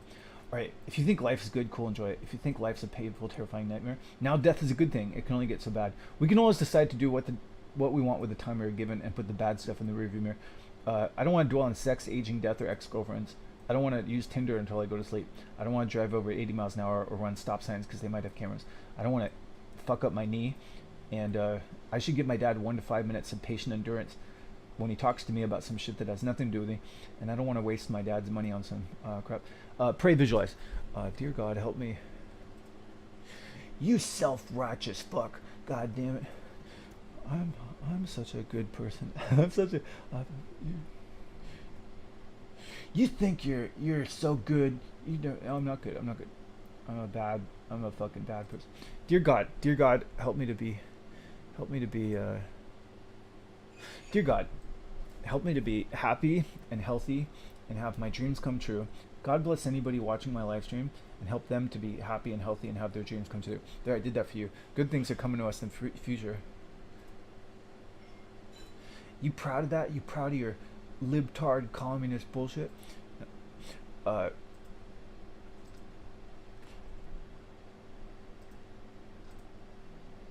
are you proud of? I'm proud of my animation portfolio. I'm proud of graduating UC Davis. I'm proud of frantically masturbating to super hot chicks at the end of the night. Are you proud of that? I'm kind of proud of... I'm not proud of masturbating to super hot chicks, but I am excited. I'm excited about masturbating to super hot chicks. I'm proud of having gone skydiving twice. What are you grateful for? I'm grateful for my dad paying all my bills. That's disgusting. You're a grown-ass man. Your dad's paying all your bills? No, it's fucking great. It's fucking awesome. You're not tricking me with that be a man shit. I'll take more money. Thank you very much. That's terrible, dude. If you're helping your kids, you're only hurting them. That's fucking bullshit. You know how you know that's bullshit? Nobody's listening, right?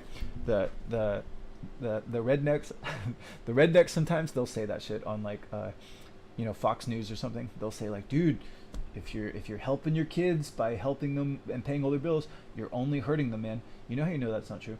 Because like, if an influx of money made people like crippled or made them worse, then people in like poverty-stricken areas or like Bangladesh, they would be like, kicking ass, right? Like they should be like super strong. They should be like the best athletes. They should be, they should have like the best businesses, but they don't. They're like fucked up. They have like poverty and like crime and prostitution and drugs and all sorts of stuff. Like between lack of money and an influx of money, I'll take influx of money. You're not tricking me. Some people say, no, man, you should rough it, dude. You should get money from your parents. I'll take lots of money. Thank you very much. But I get it. You gotta work hard too. But like, come on, let's get real. I'm very grateful for my dad's money. I'll take more money. Thank you very much. Fuck, geez, soft. You're getting fucking soft, dude. It's fine. All right, so what are you excited about? I'm excited about going to jiu-jitsu. I'm excited about working out. I agree though. We need some hard work. We're getting too soft, and I need a strong male presence. Without a strong male presence, you can turn sissy overnight. Let's get some working out in. Do some hard stuff. I need a man to make me hard. Make me hard, David Goggins. David Goggins like, stay hard, dude.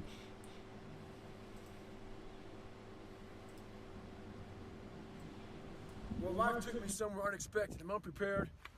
It's about 6 degrees out here, and I'm underdressed. But guess what? No one gives a fuck. You gotta get the motherfucker in. Sometimes life can really hijack your fucking mind. When that happens to you, you're all fucked up. Your goals, your ambitions, everything is out the fucking window. In life, we all go through different things. Sometimes your girlfriend or boyfriend breaks up with you. Guess what? Get the fuck over it. They no longer want you. Maybe you failed a test in school. You worked your ass off. Guess what? You failed the fucking test. Get over it. Move past it. Learn to not let life hijack your brain. At work, you've been working your ass off for that new promotion. You don't fucking get it. Someone else does. Maybe they kiss better ass than you do. Guess what? Get over it. Life will hijack your mind if you let it. Don't allow all these things to make you a lesser person. You must own your mind. Don't let life own yours. Get after it. Stay hard. Fuck yeah, I'm fired up. Well, life took me somewhere unexpected. I'm unprepared. It's about 6 degrees out here, and I'm underdressed. But guess what? No one gives a fuck. You gotta get the motherfucker in. Sometimes life can really hijack your fucking mind. When that happens to you, you're all fucked up. Your goals, your ambitions, everything is out the fucking window. In life, we all go through different things. Sometimes your girlfriend or boyfriend breaks up with you. Guess what? Get the fuck over it. They no longer want you. Maybe you failed a test in school. You worked your ass off. Guess what? You failed the fucking test. Get over it. Move past it.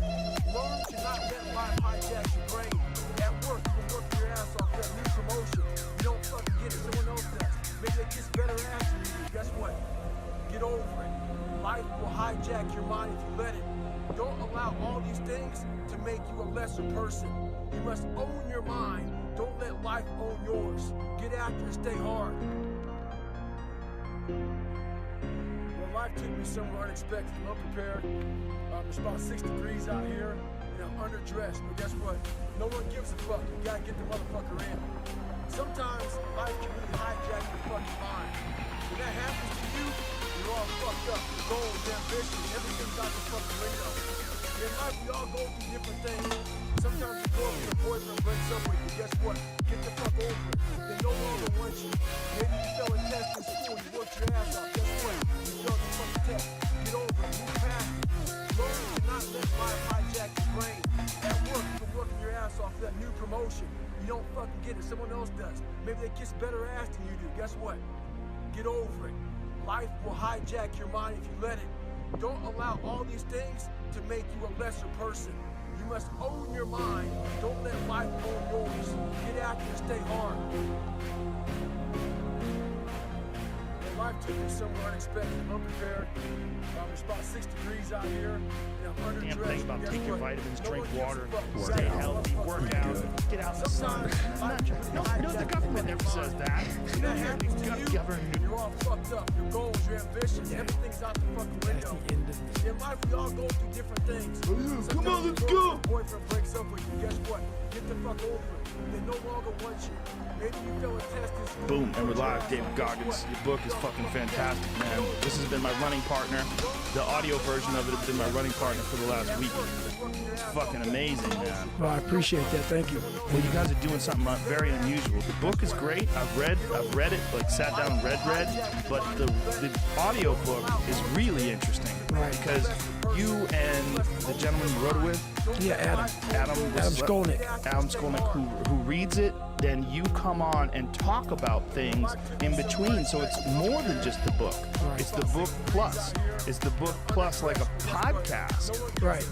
Yeah, so how that came to be, man, is as I was going through this book for the last year, we would go through, change stuff up. I have so many stories, man. We went through, interviewed so many people, so many stories.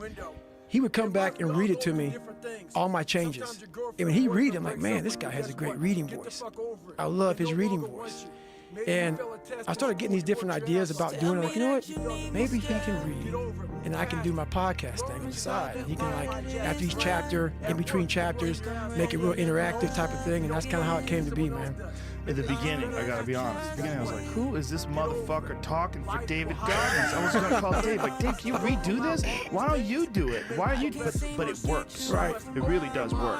Yeah. Like, as it goes on, and I got, also, it's very obvious that you and him are good friends. So when you guys are talking, then I don't mind him reading for you as much for some strange reason. Right. I know it doesn't make any sense. Well, I wouldn't say we're good friends. I'm just joking to Adam Lincoln here right now. He became a pain in my fucking ass during this process, man, because, you know, he's just, he's a real anal guy. You know, he helped out a lot. You know, I'm a real raw, sadistic type of mindset, and he helped me put that on paper, man, so I give him a lot of credit for that. Well, it comes across. The book is outstanding, and, you know, it's more than just sitting across from you and you telling your story is one thing, but this long, detailed history of how you became to be the person you became, I think it's very educational for people because they can realize, like, oh, he wasn't always this guy. Right. This is what's fucked up about people. Like, you see a guy who's like you who runs. I mean, how many ultra marathons did you run in a row? You got some insane I think number. it was, I ran 800s in 8 weekends in a row. Just stop and think about that, ladies and gentlemen. 800s means 8 100-mile races. 8 weekends in a row. A 100-mile race will put you out for fucking 6 months. Right. You know, and you ran 8 of them, 8 weekends. It's a fucking insane accomplishment. You think about a person like that, you think of them as in this, like, static, fully formed version. You don't usually get to see, and especially someone like you, who you went into so much depth about your rise and fall and rise and fall. It wasn't like a straight linear process between you getting inspired and you becoming this bad motherfucker. No, it wasn't like, what's that show called, that Will Smith plays, that black guy who kind of makes it in the financial world. Pursuit of Happiness. I never saw that. Yeah, it's a great movie. It wasn't like Pursuit of Happiness, man. Like when the guy struggles and he gets over it and he makes it. Yeah.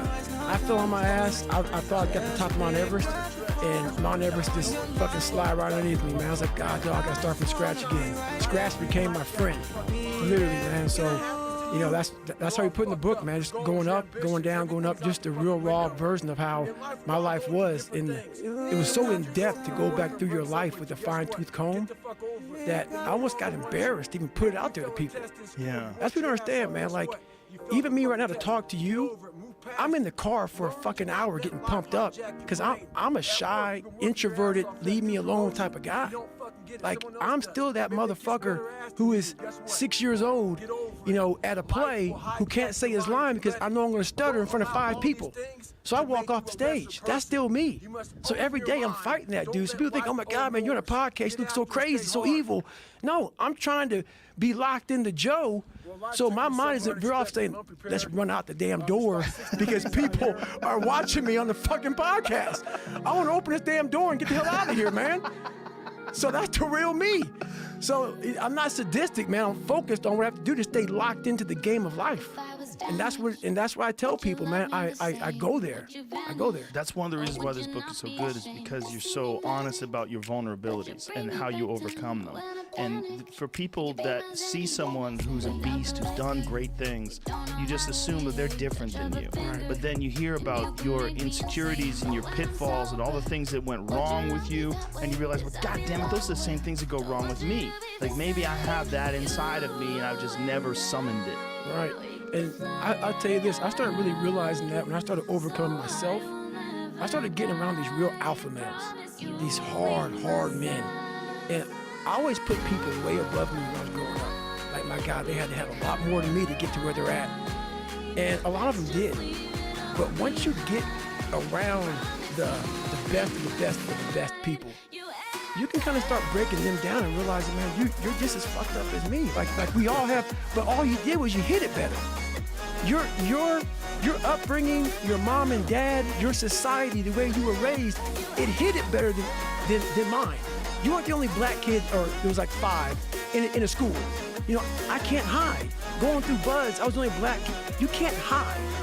But I started realizing just because I look different than you, a lot of you motherfuckers can't hide either. So it started giving me courage through watching people that we all have a story. We all have a jacked up life in one way or another.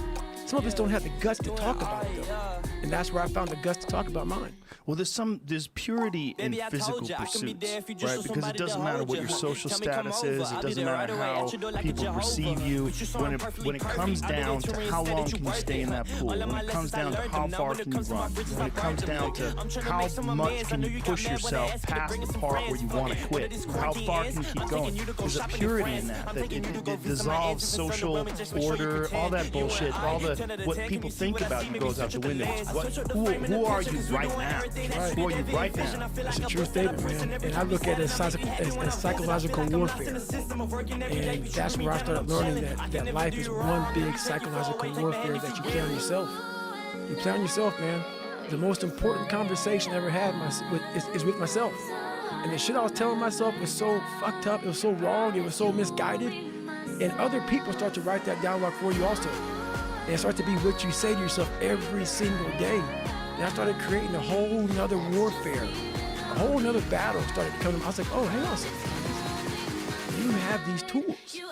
You have these tools. Your life was basically the perfect grounds for training for where you need to go in your life. All the beatings, all the bullying, all the, you going through learning disabilities, all the struggles. It was an absolute perfect training ground for you to go to where you need to go. And that's how I started looking at my life versus woe is me, poopy pants, kick a rock down the street mentality. It was not. God just hooked you right the fuck up. He hooked you right up, man, with the perfect place. You were training. For the first 18, 19, 20, you were training for this stuff, man. You have the advantage of everybody else versus, my God, they're so above you. They came from a great family. Mom and dad loved them. They didn't have to learn, they didn't stutter, they didn't struggle. No, man, your struggle is what made you who you are now. So I started flipping this into a whole different, I started being a master of what I was scared of. I was scared of my mind. And I became literally a master of that mind. And that's what now, from now on, it sets me apart from most people. I started diving into that. Well, that is a big part of the stories when you go over your childhood and, your abusive father and then having this great guy that was going to become your stepdad and then he gets murdered. It's like right when you're about to get out of it, everything looks good, boom, and then he gets murdered. It's like these things really did sort of set you up to start from scratch again. You just go, okay, roger that, we start from scratch. And now you have that attitude. You developed it through all of these horrible personal experiences, all the trials and tribulations, all the evil shit that people try to do to you. That sort of set you up to be able to deal in a way that a lot of people can't. Well, I used to look at my life from a different vantage point. And when you're in all the muck and you're just walking in muck and walking in muck and walking in muck, you don't see that if you look off to the fucking left of the muck, there's a sidewalk, brother. Get off of it. You have your head down looking in this muck. Once I saw the sidewalk, got the sidewalk, I got a little break. And I got a different vantage point. And then from the sidewalk, I found a cliff. Then I found a mountain. I got way up high on top of my life and looked back down on it and said, okay, I gotta figure this out, man. I'm not going anywhere. I'm starting to lie. So when you have a messed up foundation, I started lying about everything. I wanted people to like me.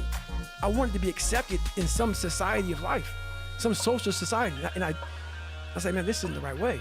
I'm messed up here, I'm messed up here, I'm messed up everywhere. And so I realized the worst thing that happened to me is I lost myself. I never had myself, I never found myself. I had no self-esteem. So I knew through working out and through learning, because it took a lot for me to learn also, I started finding self-esteem. Once I found that, that's when doors started opening up. I stopped caring about people, that what they thought, being judged. Wow, if I say this, if I started right,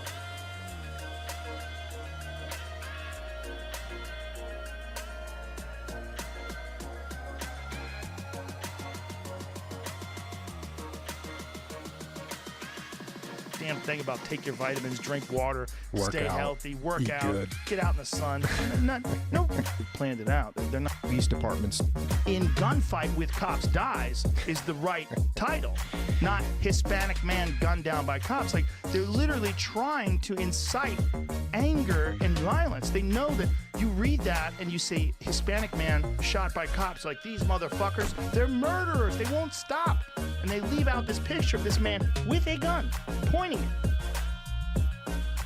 You're looking at me like I'm gonna say some kind of really profound answer. I got nothing for you. No, but you got because you're exactly right.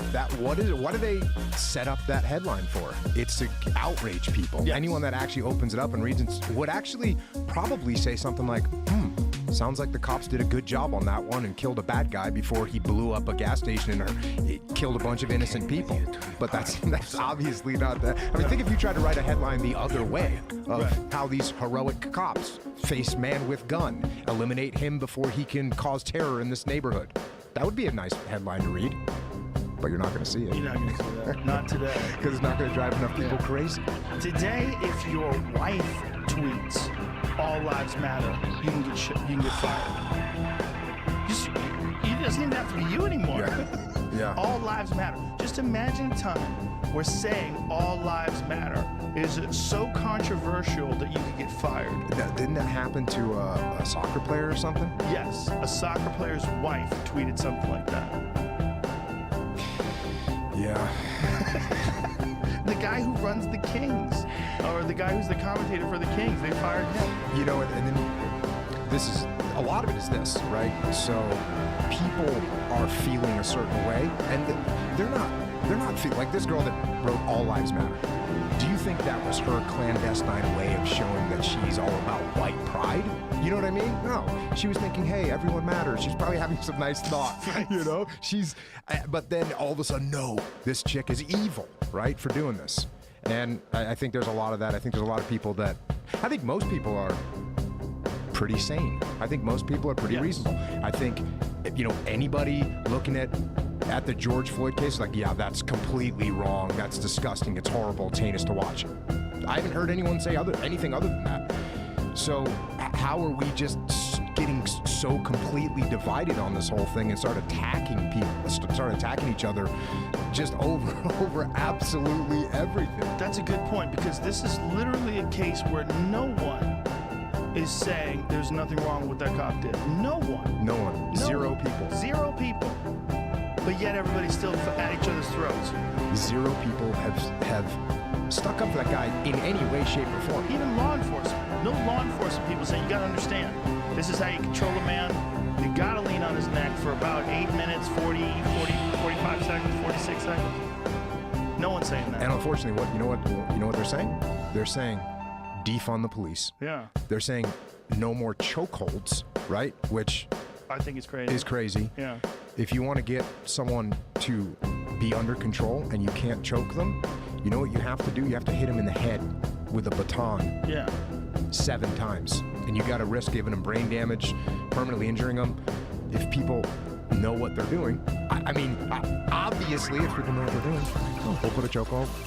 They'll wake up. They'll be cuffed. Yeah. We're all good. Yeah, obviously. But, you know, it's the people that are doing it wrong is the problem. The people that shouldn't be doing it in the first place. It's untrained people. But if you're a cop and you're in a fight for your life and you can't use chokeholds, that's fucking crazy. It's insane. You're gonna get shot and killed, or somebody else is gonna get shot and killed. Someone's gonna take your gun. Yeah, and the idea of defund the police, and I understand the premise, okay? And this is once again where many people that say defund the police, they don't mean, hey, just get rid of police. Of course, there's a fraction of people that are saying defund the police means we don't want any more police anymore. There's a portion of people saying that. There's some people that are saying, well, if we defund the police, we can relocate some of that money and we can do, you know, better schools and we can put money into the infrastructure inside these neighborhoods. But here's the problem. You know what the police need more than anything else? They need money for training. And the way the police departments are set up, they do the most ridiculously minuscule amount of training for what their job is. So, as you know, I was in the SEAL teams. We would train for 18 months. 18 months we would train to go on a 6-month deployment. Cops, they get like 2 hours or 4 hours of combatives training a year. A year. That's complete insanity. Insanity. It's complete insanity. the thing I've been saying is cops should train 1/5 of the time. 1/5 of the time you should be training, whether it's 2 hours a day, 4 times a week, or whether it's 1 day a week where you're going to go and you're going to go through scenarios. You're going to do combatives. You're going to work with simunition. You're going to do de-escalation drills.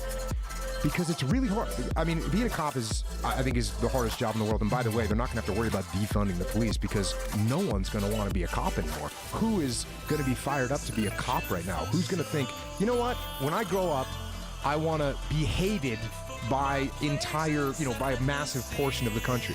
I want to be viewed as someone that kills innocent people. The recruiting in cop for police is going to go down so hard. It's going to be ridiculous. It's going to be ridiculous. And then who are you getting there? You're going to get people that are worse level people, worse level humans are going to show up to be cops. So the training piece, though, they should do very, very scenario-driven training, right? Where you come into a room, and this isn't like super expensive stuff either. You come into a room, there's a person there, they appear to be compliant. You learn how to talk to them. You very quickly learn that instead of yelling them out of the gate, you say, "Hey man, what's going on? Hey, what's your name? You know, what's going on? We got a call here. Is everything okay?" You immediately de-escalate. Then you learn what to do when they don't respond the way you want them to respond. Then you learn what to do when they start to do something drastic. What's the best thing for you? And you play through these scenarios. It's just like jiu-jitsu in the fact that what makes jiu-jitsu good? What makes jiu-jitsu good is we can go hard against each other over and over again and not really get hurt, not really get killed. So you get really good at it. That's what you need to do in training for police. You need to go through these tough scenarios over and over again because you do get better at it. You do get better at it. You learn how to mentally detach and not get emotional and realize that there's other things that are happening. When you see the George Floyd case, a couple of the other cops, I think two of the other guys were complete rookies, right? They'd been on the force for a very short period of time. No one in that group of 4, obviously you got the killer himself, he's actually conducting the act, but all the other guys are not paying attention. They're all emotional themselves. Hey, stay back, and they're probably watching him saying, why isn't that guy moving? And they're just caught up in it. Whereas if someone would have showed up on the scene or one of those guys had been through some good training in their life, they would have said, what's happening here? Hold on, my partner over there has been on this guy for 2 minutes. He's not moving anymore. I'm going to walk over and say, hey man, let me take over. I got this. Go over there, decompress. This takes training. You have to train people. And I saw this over and over again in the SEAL teams, training guys. You get a young kid that's coming through training for the first time, and they go into a room and they're getting shot with simunition bullets, or there's someone yelling and screaming, or we'd put Arabic women coming walking out of rooms. We'd have people get blown up with wounds.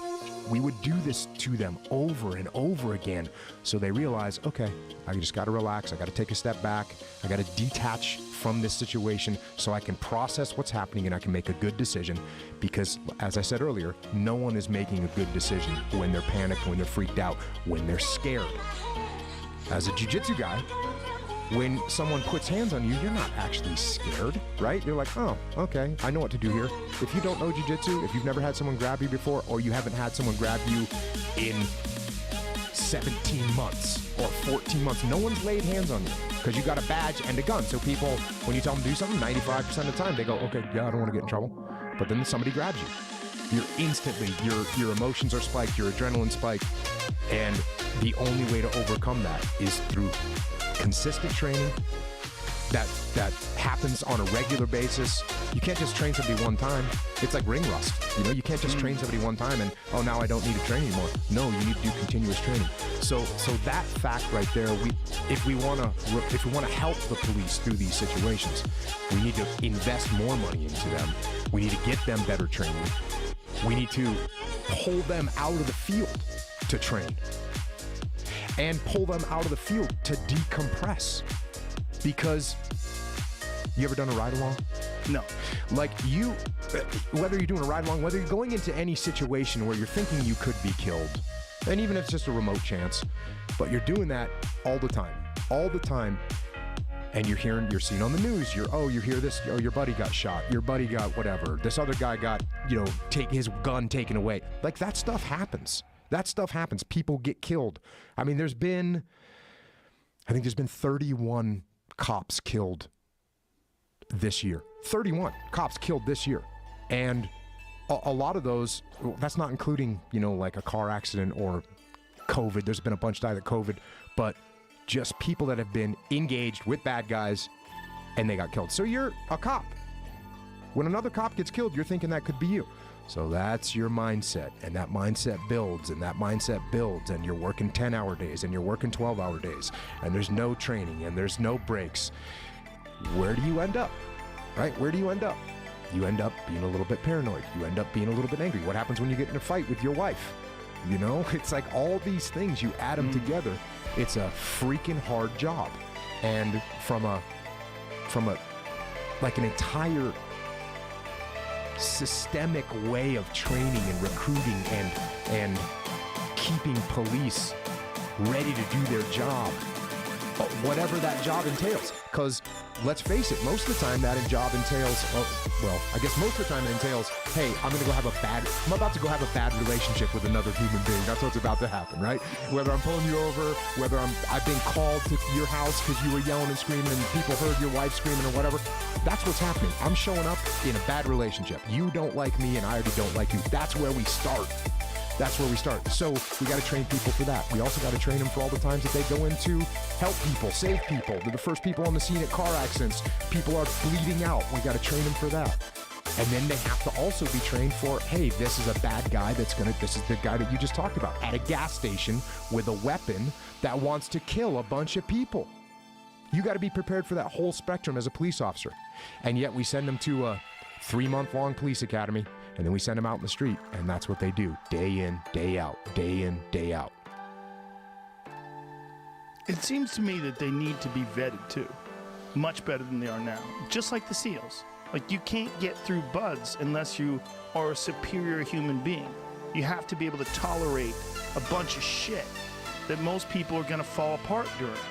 And this seems to me that is a great way to weed out people that just don't have it. Yeah, there's... Well, one thing that's interesting, just from a physical perspective, most police departments don't even have a minimum physical requirement to continue to be on the force. You have to be at a certain level to graduate from the academies, but oftentimes there's no standard beyond that. Yeah, I've seen cops before that were like, this is hilarious. Like, what is going to stop someone from closing the distance on you? Like, you ain't getting to that gun. Yeah. But the mental aspect is stuff that you can get better at. Yes. You can get better at it, but you only get better at it through training. Right. And you only get really comfortable through training a lot. And yet, we put these people in these horrible positions over and over and over again, and we don't give them the proper training. And now there's these politicians that, because of the current social climate, they're encouraged to want to defund the police. That's a great way for them to get brownie points from their constituents. The people want the police defunded, which is it's the dumbest idea I've ever heard in my life. It's so crazy that this is actually gaining steam to the point where in Minneapolis, because they're trying to quiet down the mob, they've actually gone ahead and done it.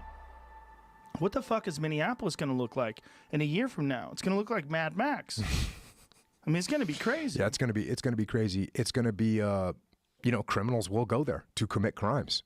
If there's no police there, are you crazy? By the way, this Jocko energy drink is the shit. It's very legit. Right on. Yeah, I just don't understand where they think this game ends, and I don't think they've planned it out. They're not playing chess. The other thing that you're talking about, this brownie points for the politicians, and there's brownie points and there's people trying to create sides. It's my side versus your side, and that's a completely political thing, right? And all that does is increase the divide between the police and the civilians. And this reminds me a lot of a counterinsurgency, right? So counterinsurgency, the insurgents are, bad guys inside of a country. The country's not bad. There's some bad guys in the country. So what you have to do is you actually have to go out and build relationships with the good people inside that country so that the good people inside that country can help you get rid of the bad people. What happens if you go out, and this is Ramadi, Iraq, this is my last deployment to Iraq. There's a bunch of just totally normal, good people, Iraqi people that are living in the city of Ramadi. What do they want to do? You know what they want to do? They want to send their kids to school. They want to run their little market. They want to do whatever that they do. That's what they want to do. They have the same goal as a normal family. They're just a normal bunch of people. And inside that group of people, there's a bunch of bad people. And these are insurgents. Some of them are foreign fighters. Some of them are foreign regime elements from Saddam, but they're bad. And they want to create chaos and mayhem. So, Americans, we go in there. If we go in there super heavy-handed, and while I go to capture or kill one bad guy, I kill or maim a couple of those normal civilians, what happens? Well, a couple of those normal civilians' family go, wait, you guys aren't good. You guys are bad. You guys just killed my brother and he didn't do anything wrong. And then we do it again. And then we do it again. And then we do it again. And each time that we do this, we're creating more animosity from the local populace, who, by the way, like I said, they're just good, normal people.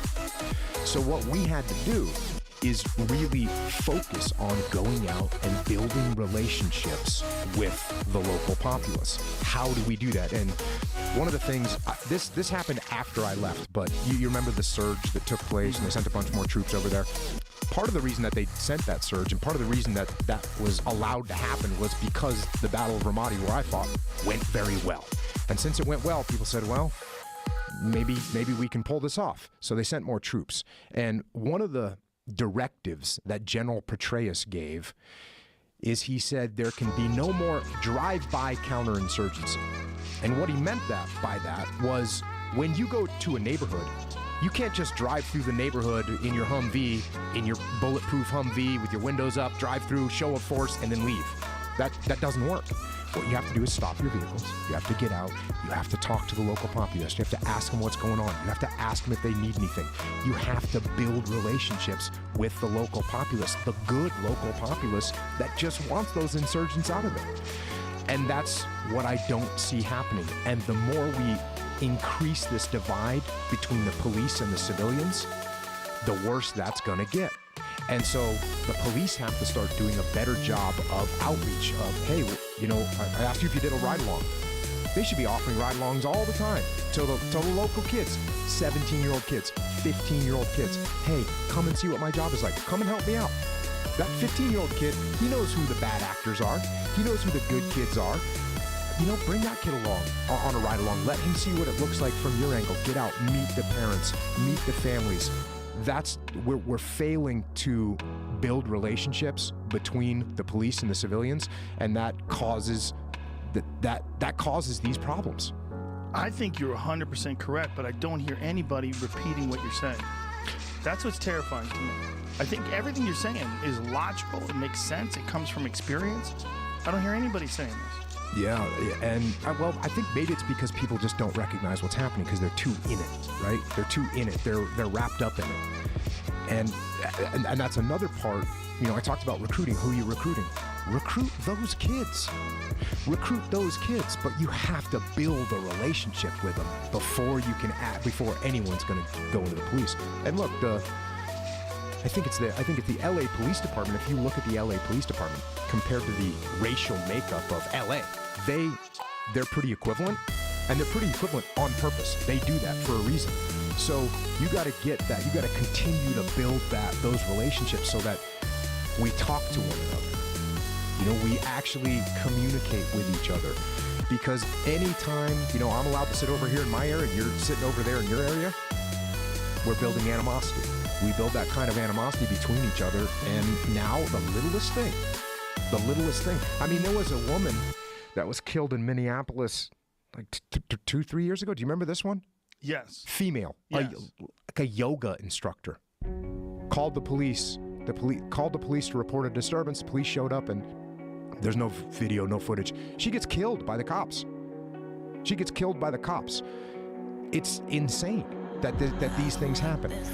But we also have to remember what is a police officer thinking about, and what kind of training have we given them? And what kind of psychological screening, to your point, what kind of strike? And it's not just a one-time psychological screening, because guess what? People get burnt out, and it happens at different times to different people. You take 35 guys in combat. I've got some guys at the end of a 6-month deployment, you know what they're telling me? Can I stay longer? I'm doing fine. You get 1 month into that deployment, you've got other guys that are saying, hey, do you need anyone to head home early? Right? That happens. So you think in a police force of 1,000 people or whatever size your police force is, you're going to have some people that are steady, mentally stable. They can deal with it. They can go. They can be in an officer-involved shooting today, and tomorrow they can go back to their job and be perfectly fine. There's other people, they could never work again after they're in an officer-involved shooting. What kind of investment are we making into this psychological health of police? And look, I hope it doesn't sound like I'm sitting here just putting it all on the police, because everyone is playing a role in this. And one of the things that you need to look at as well is how to get arrested, right? There should be a public service course on how you should get arrested. This is what you should do. If the cops are pulling you over, if the cops approach you about something, here's what you should think. One of the things you should think is, okay, this cop may not be bad. This cop may be looking out for my welfare right now. That's a great, hopeful thought. The other thing that you have to think is kind of worst case scenario. This cop might be agitated. This cop might be looking for somebody that fits my description. This cop might have just been in a fight with his wife. He might have just lost a partner. There's a million bad things. Use that scenario in your head. Use that scenario in your head to contemplate how you're going to interact with a police officer, which is, you know what they're looking at? They're looking at your hands. You know why? Because that's where the threat comes from. The threat comes from your hands. So when you're making quick movement with your hands, don't do that. Listen to what they say. Move slowly when you move. This should be public service. The police should be putting out, hey, if you interact with the police, we hate to have to say this, but since our police sometimes are in bad situations, here's some things we recommend and we highly suggest and we beg. We beg that you do this. We beg, because what happens to these cops when they kill somebody? What happens to them? Their lives are just totally destroyed. That was the thing about that guy in Minneapolis. He'd already killed people. He'd already been involved in, I think it's at least 2 shootings, and he had more than a dozen complaints against him. Yeah. Not good. Not good. It's obvious by the end result. Yeah. That's the type of guy he was. It's pretty obvious by the fact that he was able to do that to a man. The guy's literally calling out to his dead mother. You know, I mean, the type of man that can stay on someone's neck while they're doing that, when all that guy did was have a counterfeit $20 bill. That's it. This is where, when you talk about psychological screening, and that's why I'm saying it has to be constant. Yeah. Because people change, right? And red flags. I mean, like you said, hindsight's 2020. We're looking at this case now. We're going, oh, who the hell lets this guy continue to police? And by the way, interestingly enough, if you talk to internal affairs at police departments, the vast majority of the complaints that they get about police are from police. So they report each other. That's little known fact. Most of the reports don't come from the civilians out there saying, hey, this happened or that happened. Most of the time it's cops saying, hey, this guy was out of line here. Well, that's a good sign. It doesn't look rosy. When I'm looking at the future, I don't see a way during this climate. Well, what scares me the most is I don't see a way if we don't talk to each other. That's where there's no solution. Because, you know, look, for every 10 viral video that you see of a cop hitting somebody with a baton or a rioter throwing something through a window, for every 10 of those viral videos, there's another viral video that has, you know, the guy with the free hugs t-shirt on that's out talking to the cops and saying, hey, you know, I get it. And they're communicating with each other and talking. And when you communicate with people, it's just like the hostage rescue basic technique. You want to humanize. You want to humanize instead of dehumanize. And right now, we're just dehumanizing each other completely. And that's what scares me more than anything else, is if we can't talk to each other. Because, look, you take the most hardened soldier in war. Some badass soldier that's done 4 deployments, 6 deployments, whatever, and you put him into a room with a kid and a mom, an Iraqi kid and a mom, or an Afghan kid and a mom, and you put them in that room and say, hey, sit here for 15 minutes and find out what they're about. Here's an interpreter. That guy's going to come out of there going, yeah, I get where they're coming from. And same thing, vice versa. You take a hardened jihadist and you say, hey, talk to this guy over here about what he's trying to do inside your country. Just talk to him. When you open up the communications, and are you going to get some extremists on both ends? Yes, you will. So maybe I shouldn't have said the most hardened soldier and the most hardened, because you know what, the most hardened soldier becomes a killer. That happens all the time. You know, I shouldn't say it happens all the time. It happens from time to time. That's how you get the My Lai massacre. It happens. The most hardened jihadists, they're not going to change their mind.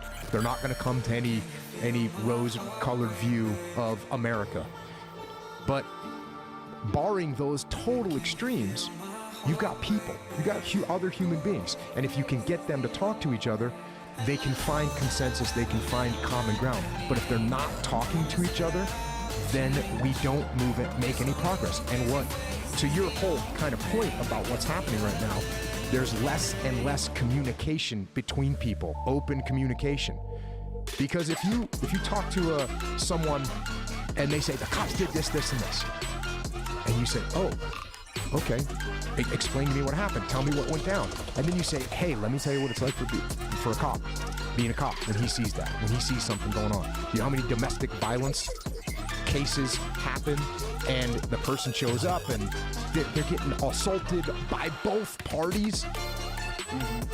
So maybe that's what this cop was thinking when he showed up and saw your mom in this situation and did this to your dad, right? Like, this is real conversations, but we don't have them.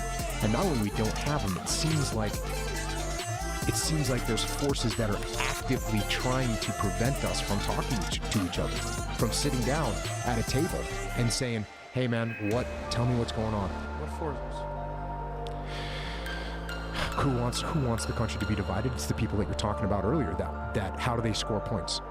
How do I score points with this group? How do I score points with the other group? It's by making everything as divisive as possible. It's horrible to watch, man. It's sickening to watch. I was reading a whole series of tweets where there's a journalist that was talking about how cops shooting black men is a real problem. But another real problem that's not being discussed by this Black Lives Matter group is black on black crime. And how do we stop all the murders that are taking place in Chicago? And this is something that should be discussed. And this guy was getting attacked. And another journalist is literally tweeting at him saying, you have been told not to discuss this. But yet he ignores these commands that he should not discuss. Is a very real issue. As if somehow or another bringing up another issue that is also a problem diminishes the original issue of this guy getting killed by cops, which of course it doesn't. Yeah. But the idea is that there's problems, there's real problems. It's not just the cops killing these people. Look, the cop killed this guy in Minneapolis. He didn't do anything in Seattle. How the fuck did that shit happen in Seattle? Well, it happened in Seattle because of this reactionary world where one person does something somewhere, it gets through social media, it gets through the mainstream media, it becomes this huge inflammatory subject. And then the next thing you know, windows are getting smashed, things are getting lit on fire, cars are getting turned over, blocks are getting taken, and that's where we find ourselves. I think it was May 29th. There was a cop killed, I want to say in Texas. And he was killed when they rolled onto a scene. They got a call, hey, suspicious person running through the neighborhood. They roll up on the scene. They start, a few cops are now searching for this guy, and they see a building with an open door. They go, okay, maybe he's in there. Let's go clear this building with an open door. They go in this building with an open door. There's shots fired. One of the cops killed one of the other cops. So just friendly fire, death. That right there, if you take that and you just extrapolate that over how hard it is to be a police officer, that you can be going into a building and you shoot one of your friends because you think they're bad. That is a real problem. That's how hard this job is. My point is, that's how hard this job is. But we have to do a better job of explaining that. We have to do a better job of explaining how hard this job is. As far as the, hey, don't talk about black on black violence, I was talking with my podcast bro, Echo Charles, who's a black guy. And we were talking about that, and I said, I think it might have a little bit to do with this.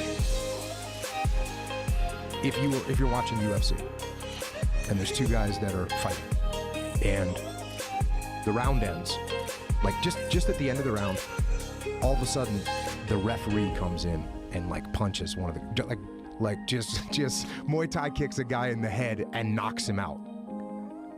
Everyone would be completely, utterly outraged about this, right? Because Of course. That guy wasn't in the game. What's that guy doing? Right. So I think there's a little bit of that. That's the referee is supposed to not do that. Mm-hmm. And when you see a cop, the thought is, hey, that guy's viewed as a referee. That guy's not supposed to be doing this. So I think that is kind of where some of that outrage comes from, because this is a cop. This isn't supposed to be happening here. This guy is not supposed to be killing people. Right. And he did. It's also that the cop is just a person who has this extraordinary power. Yes. And it's an extraordinary responsibility, too. Right. What's terrifying to me is that when I'm looking at this idea to defund the police, and then I'm thinking, like, what do these neighborhoods look like if you wind up doing it? And then how do you get back out of that? What do you do? Refund the police? Do you ramp it up and do it better next time? I mean, this is a long process. You're looking at a lot of trial and error here over, perhaps multiple years before they figure out what they fucked up. Yeah, and I know there's some city, I think it's in New Jersey, that Camden. Yes, that completely dismantled their police, but then they rebuilt a new police department. And I actually get that. Like, you could get a department that was so completely and utterly corrupt that you said, you know what, we're getting rid of all of them. And did you ever see Cocaine Cowboys? No. Great documentary. But one of the things it talks about is the corruption during the cocaine era of the 80s, where the entire graduating police force, from the police academy, the entire graduating year, everyone was either murdered or went to jail for corruption. Everyone. The entire graduating class. That's how bad it was. Yeah. So if you have that kind of problem, I get it. You might want to dismantle that police force. You know what happens in the SEAL team sometimes? Sometimes there's a platoon that's so bad that they just dismantle the whole platoon. How often is that? Very rarely, but it does happen. Really? Yep. And what causes something like that? Usually the problem is bad leadership. It's always bad leadership, because you can take a bunch of knuckleheads and you give them a good leader and they'll do fine. So it's always comes down to the leadership. So sometimes they'll replace a leader, but and usually when they replace a leader, you'll watch the platoon will turn around almost instantly, because someone steps in and says, all right, here's what we're doing, here's how we're doing it, and they make that change. But sometimes you have just like a bad platoon, and they say, you know what, you guys are done. It seems incredibly difficult to be a good leader. One of the more interesting things about what you're doing with your platform, whether it's your podcast or the Instagram videos that you put out, you're showing what good leadership is. There's not a lot of people. When you look at it, if you get 1,000 people, how many of those people are going to be a real good leader? Well, this is what has become my career after the SEAL teams, because I got very, very lucky in the SEAL teams. Very, very lucky. First of all, my whole career was just luck. I was the luckiest guy ever in the SEAL teams. And I happened to be in the right places at the right times, and I got some great experience in some very tough situations. And then the last thing that I did in the SEAL teams for almost the last 3 years I was in was I ran the training, The tactical training, not the training where guys carry boats on their head and carry logs around. I didn't do that. I went through it, but I didn't run that training.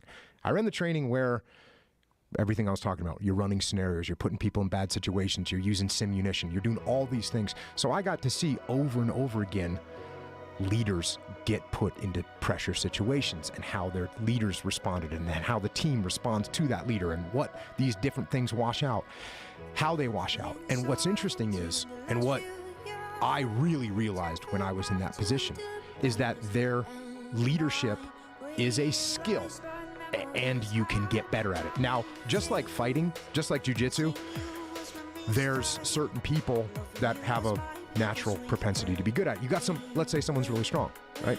They're going to have an advantage. Let's say someone's super flexible. They're going to have a little advantage. Let's say someone has, they're big, right? These things are advantages in fighting. In leadership, it's the same thing. Let's say someone is super articulate. That's helpful. Let's say someone doesn't have a bad temper. That's very helpful. But everyone is at a different level. Well, just like you can take a bunch of different sized and shaped and athletic ability people and you can make them better at fighting, you can take a bunch of people with different levels of leadership characteristics and you can improve them. And then there are actual moves. There's actual moves that you can do as a leader that are just like a jiu-jitsu move. Oh, Joe comes to me and he's yelling and screaming at me that I didn't give him 2 extra people to go on the job. Instead of me going, hey, Joe, shut up, you don't know what you're talking about. Instead, I actually listen to you, right? I listen to you say, well, hold on, I didn't know you needed that many people. What do you need them for? So I show a little sense of urgency. I kind of reflect what your emotions are. So I'm not just creating a fight between you and me. Because if you and I are fighting, you and I are not finding a solution. So I'm going to reflect a little bit of your emotion, and then I'm going to diminish it a little bit so you and I can have a real conversation. So there's moves that you can do as a leader that function like a jiu-jitsu move.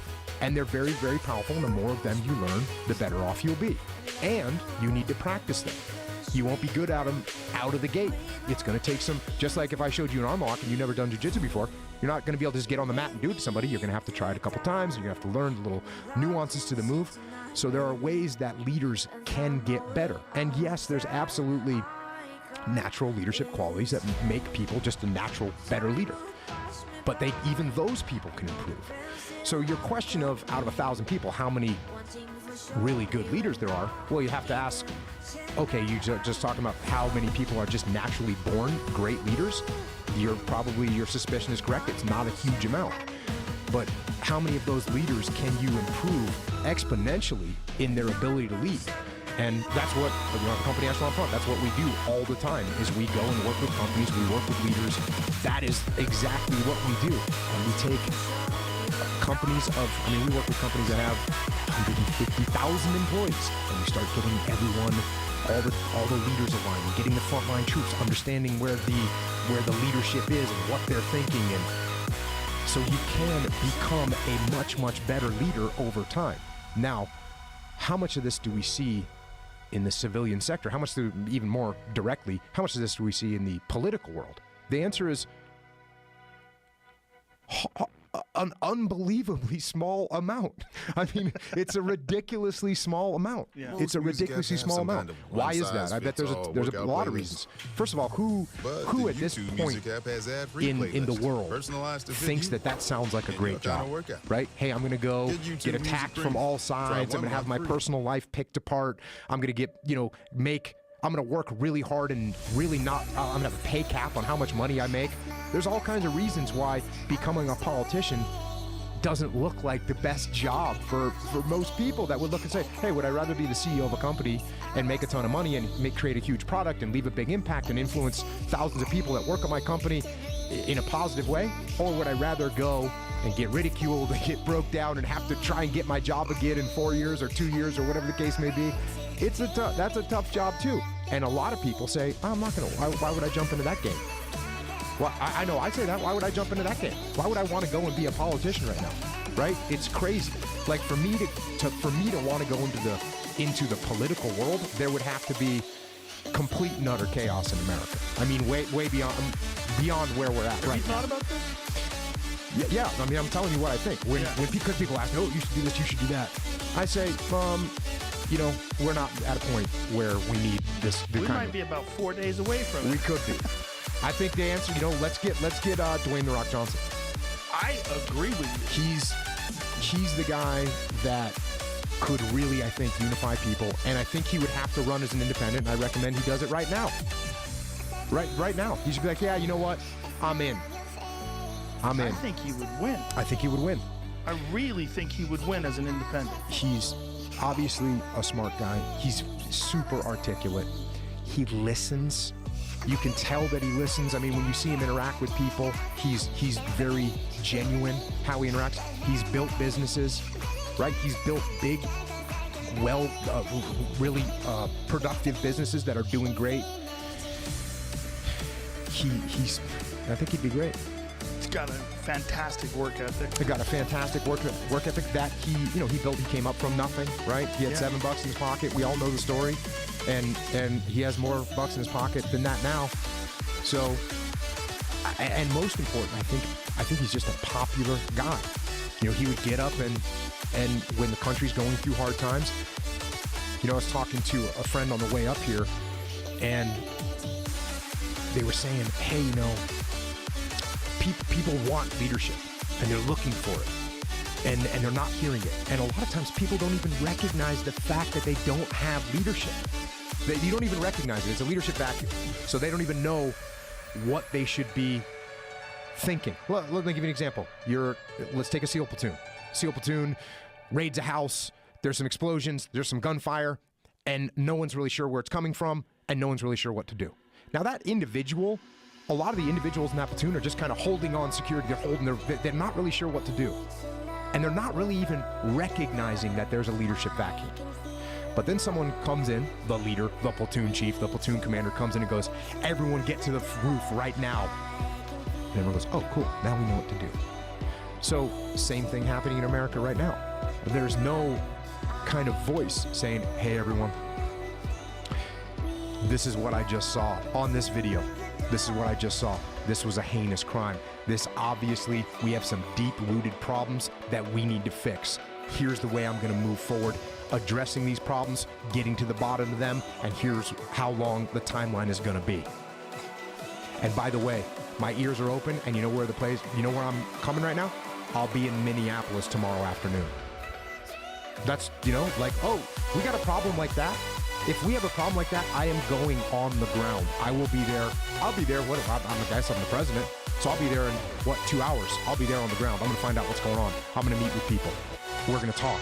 I'm going to listen. I'm going to find out what this means. I'm going to get to the bottom of these problems. That's what, then you can actually speak from a position of, okay, I just spoke to these 9 people. Matter of fact, they're coming with me. We're going to come up with a plan. We're going to come up with a plan together. You know, that's another huge leadership. Everyone thinks in the military that the leader's sitting at the top going, all right, gentlemen, here's what we're going to do. We're going to approach this building from the west. We're going to assault the front door. No, that's not the way it works. That's not the way it should work. The way it should work is I say to you, Joe, I say, hey, Joe, here's the target I want you to go after tonight. Come up with a plan. And you say, okay, cool. And then you, if you're a good leader, you get with your team and say, hey, guys, here's the target we're going after. How do you all think we should do it? And now you all come up with your own plan together.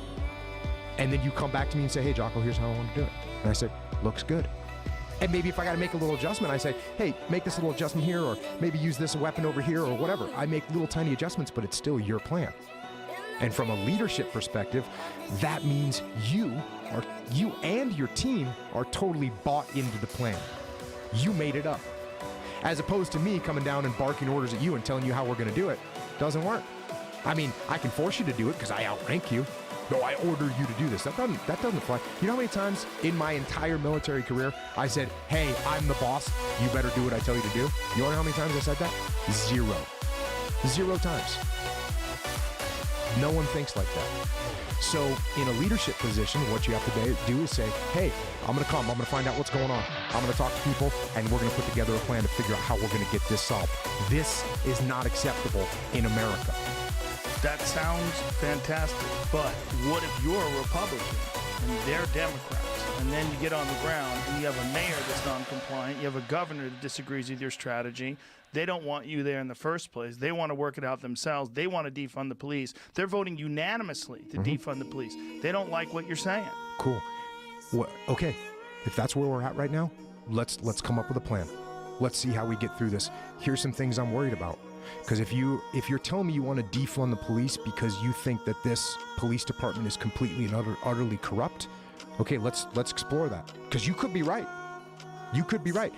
This is where a lot of leaders make a mistake where it becomes an ego thing. Especially like you're talking Republican and Democrat. So that means if I'm a Republican, no Democrat can have a good idea ever. And if I'm a Democrat, no Republican can have a good idea ever. Exactly. That's completely wrong. That's completely wrong. So even right now, like when you threaten me right now, you're like, hey, what if I tell you I want to defund the police and I tell you I don't want the cops and you tell me all those things? As a good leader, you know what I'm going to say? All right. There must be something really bad going on here beyond even what I just saw on this video. I'm coming and I want to hear what's happening and I want you to tell me what your suggestions are. And if your suggestions are to defund the police, let's explore where that plays out. Let's see where that ends up. Because as we start peeling back the layers, even the most ardent anti-police person, you're going to get to a point where you say, okay, when one of your constituents' house is being broken into, who are they going to call? What mechanism are we going to put in place for security? How are we going to keep people safe from crime? And then they've got to answer that question. And maybe they come up with a good answer. I don't know yet. But as a leader, you have to listen to other people's ideas. And we have to, you absolutely have to do that. There's a saying from Patton, the leader on the front line is always right. The leader on the front line is always right. So I've always tried to embrace that theory, not just from a leadership perspective, but even from a human perspective. You know, when you want to tell me something that I don't know about, I'm going to listen to you. I'm actually really going to listen to you. I'm going to try and ask myself, well, let's see, Joe lives in this city, and Joe's here with this community, and Joe is telling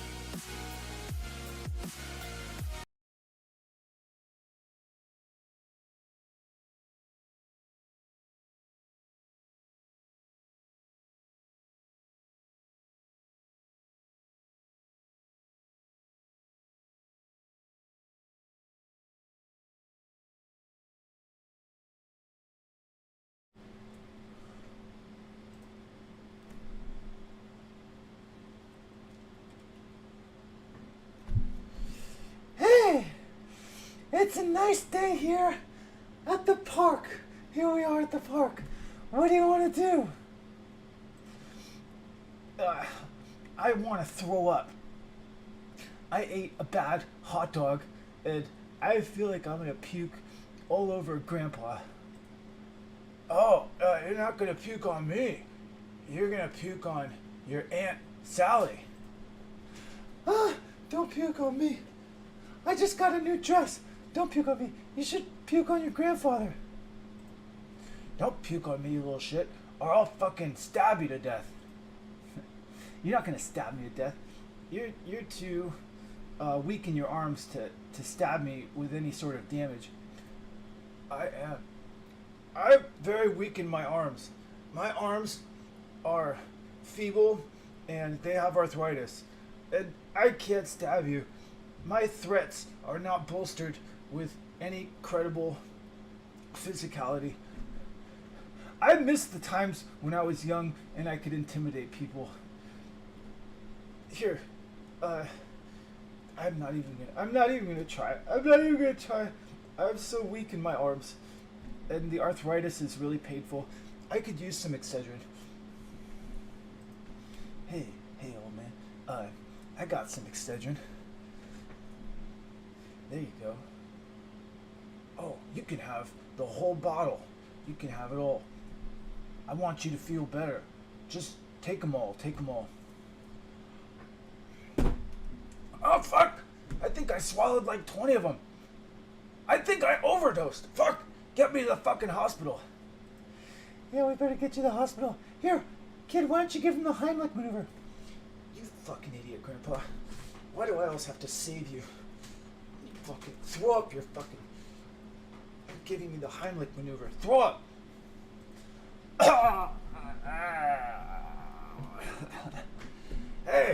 You saved me, kid. You fucking saved me. You're a miracle, man. Yeah, I'm stronger in my arms than you, and I'm only 5 years old. I can teach you to get stronger. I can show you some calisthenic exercises that I found on YouTube. Yeah, why don't you help me with calisthenic exercises? I'll learn from you. Yeah, we can do like a little activity, Grandpa. Here, give me a high five. Alright, what a fucking good day. Hey, I didn't pass out from my overdose. I'm so sorry. I'm so sorry that my kid did that to you. Oh shit. Here comes the sheriff.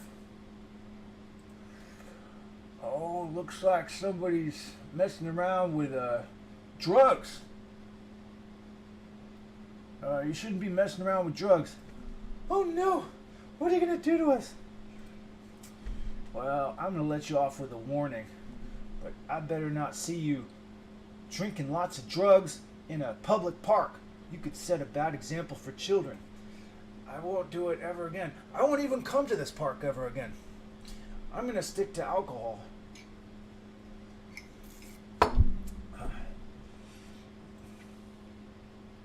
Man, I saw a little old lady here a long time ago. She was sitting over there on that park bench right over there. Yeah, what happened to her? She decided that life wasn't worth living anymore. And so she scarfed down 20 pills and she started foaming at the mouth. I tried to resuscitate her, but I couldn't do it. My strong arms, they weren't up for the challenge, and I'm kind of feeble in the arms. I could use some good calisthenic exercises to strengthen them so I could give someone a Heimlich maneuver. I could teach you some calisthenic exercises, or you could just hire me as your deputy. Oh my god, yeah, you should hire him as a deputy. What? Oh god, I couldn't be seen getting help from like a little 5-year-old. I would feel too embarrassed. You shouldn't be concerned about the embarrassment. You should be concerned about saving the life of citizens because you're too feeble in the arms. I could get strong in my arms with some good calisthenic exercises. Yeah, I believe in you. I'll teach you some. You don't have to hire me as your deputy. Alright. I'll humble myself and I'll learn from the little 5-year-old kid. Thank you, kid. I really appreciate your assistance.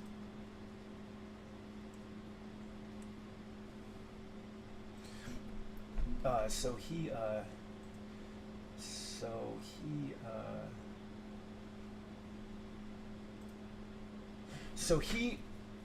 he humbles himself and he learns from the 5-year-old kid, and they do indeed save a lot of people's lives by strengthening their arms. Yay! Hey, that's a good story. Thanks. What's the moral of that story? The moral of the story is go fuck yourself. No. The moral of the story is you should humble yourself and accept help from anybody who can help you sometimes, even if they're a fraction of your age. Yeah, I need to get better about that. A lot of times I encounter a little kid. I don't want to hear your whole life story.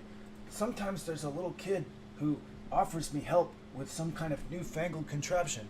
He tries to teach me the little whiz-bang tricks on the phone, but I don't know how to work it. And I say, I don't need your help, son. I can figure it out myself. And then, dude, I don't need all that information. Just what's the upshot? I fumbled around on the phone and I ratcheted up a bill for $7,000 by buying too many apps. I didn't even know what I was doing.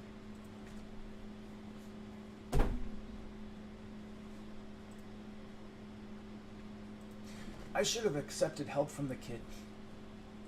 Yeah, so accept help from a kid. Humble yourself. Sometimes somebody who's like 10 years old can save you like thousands of dollars with a little assistance. Yeah, that's a good one. We should all be more humble. Yeah, I think so too. All right, that's a good story.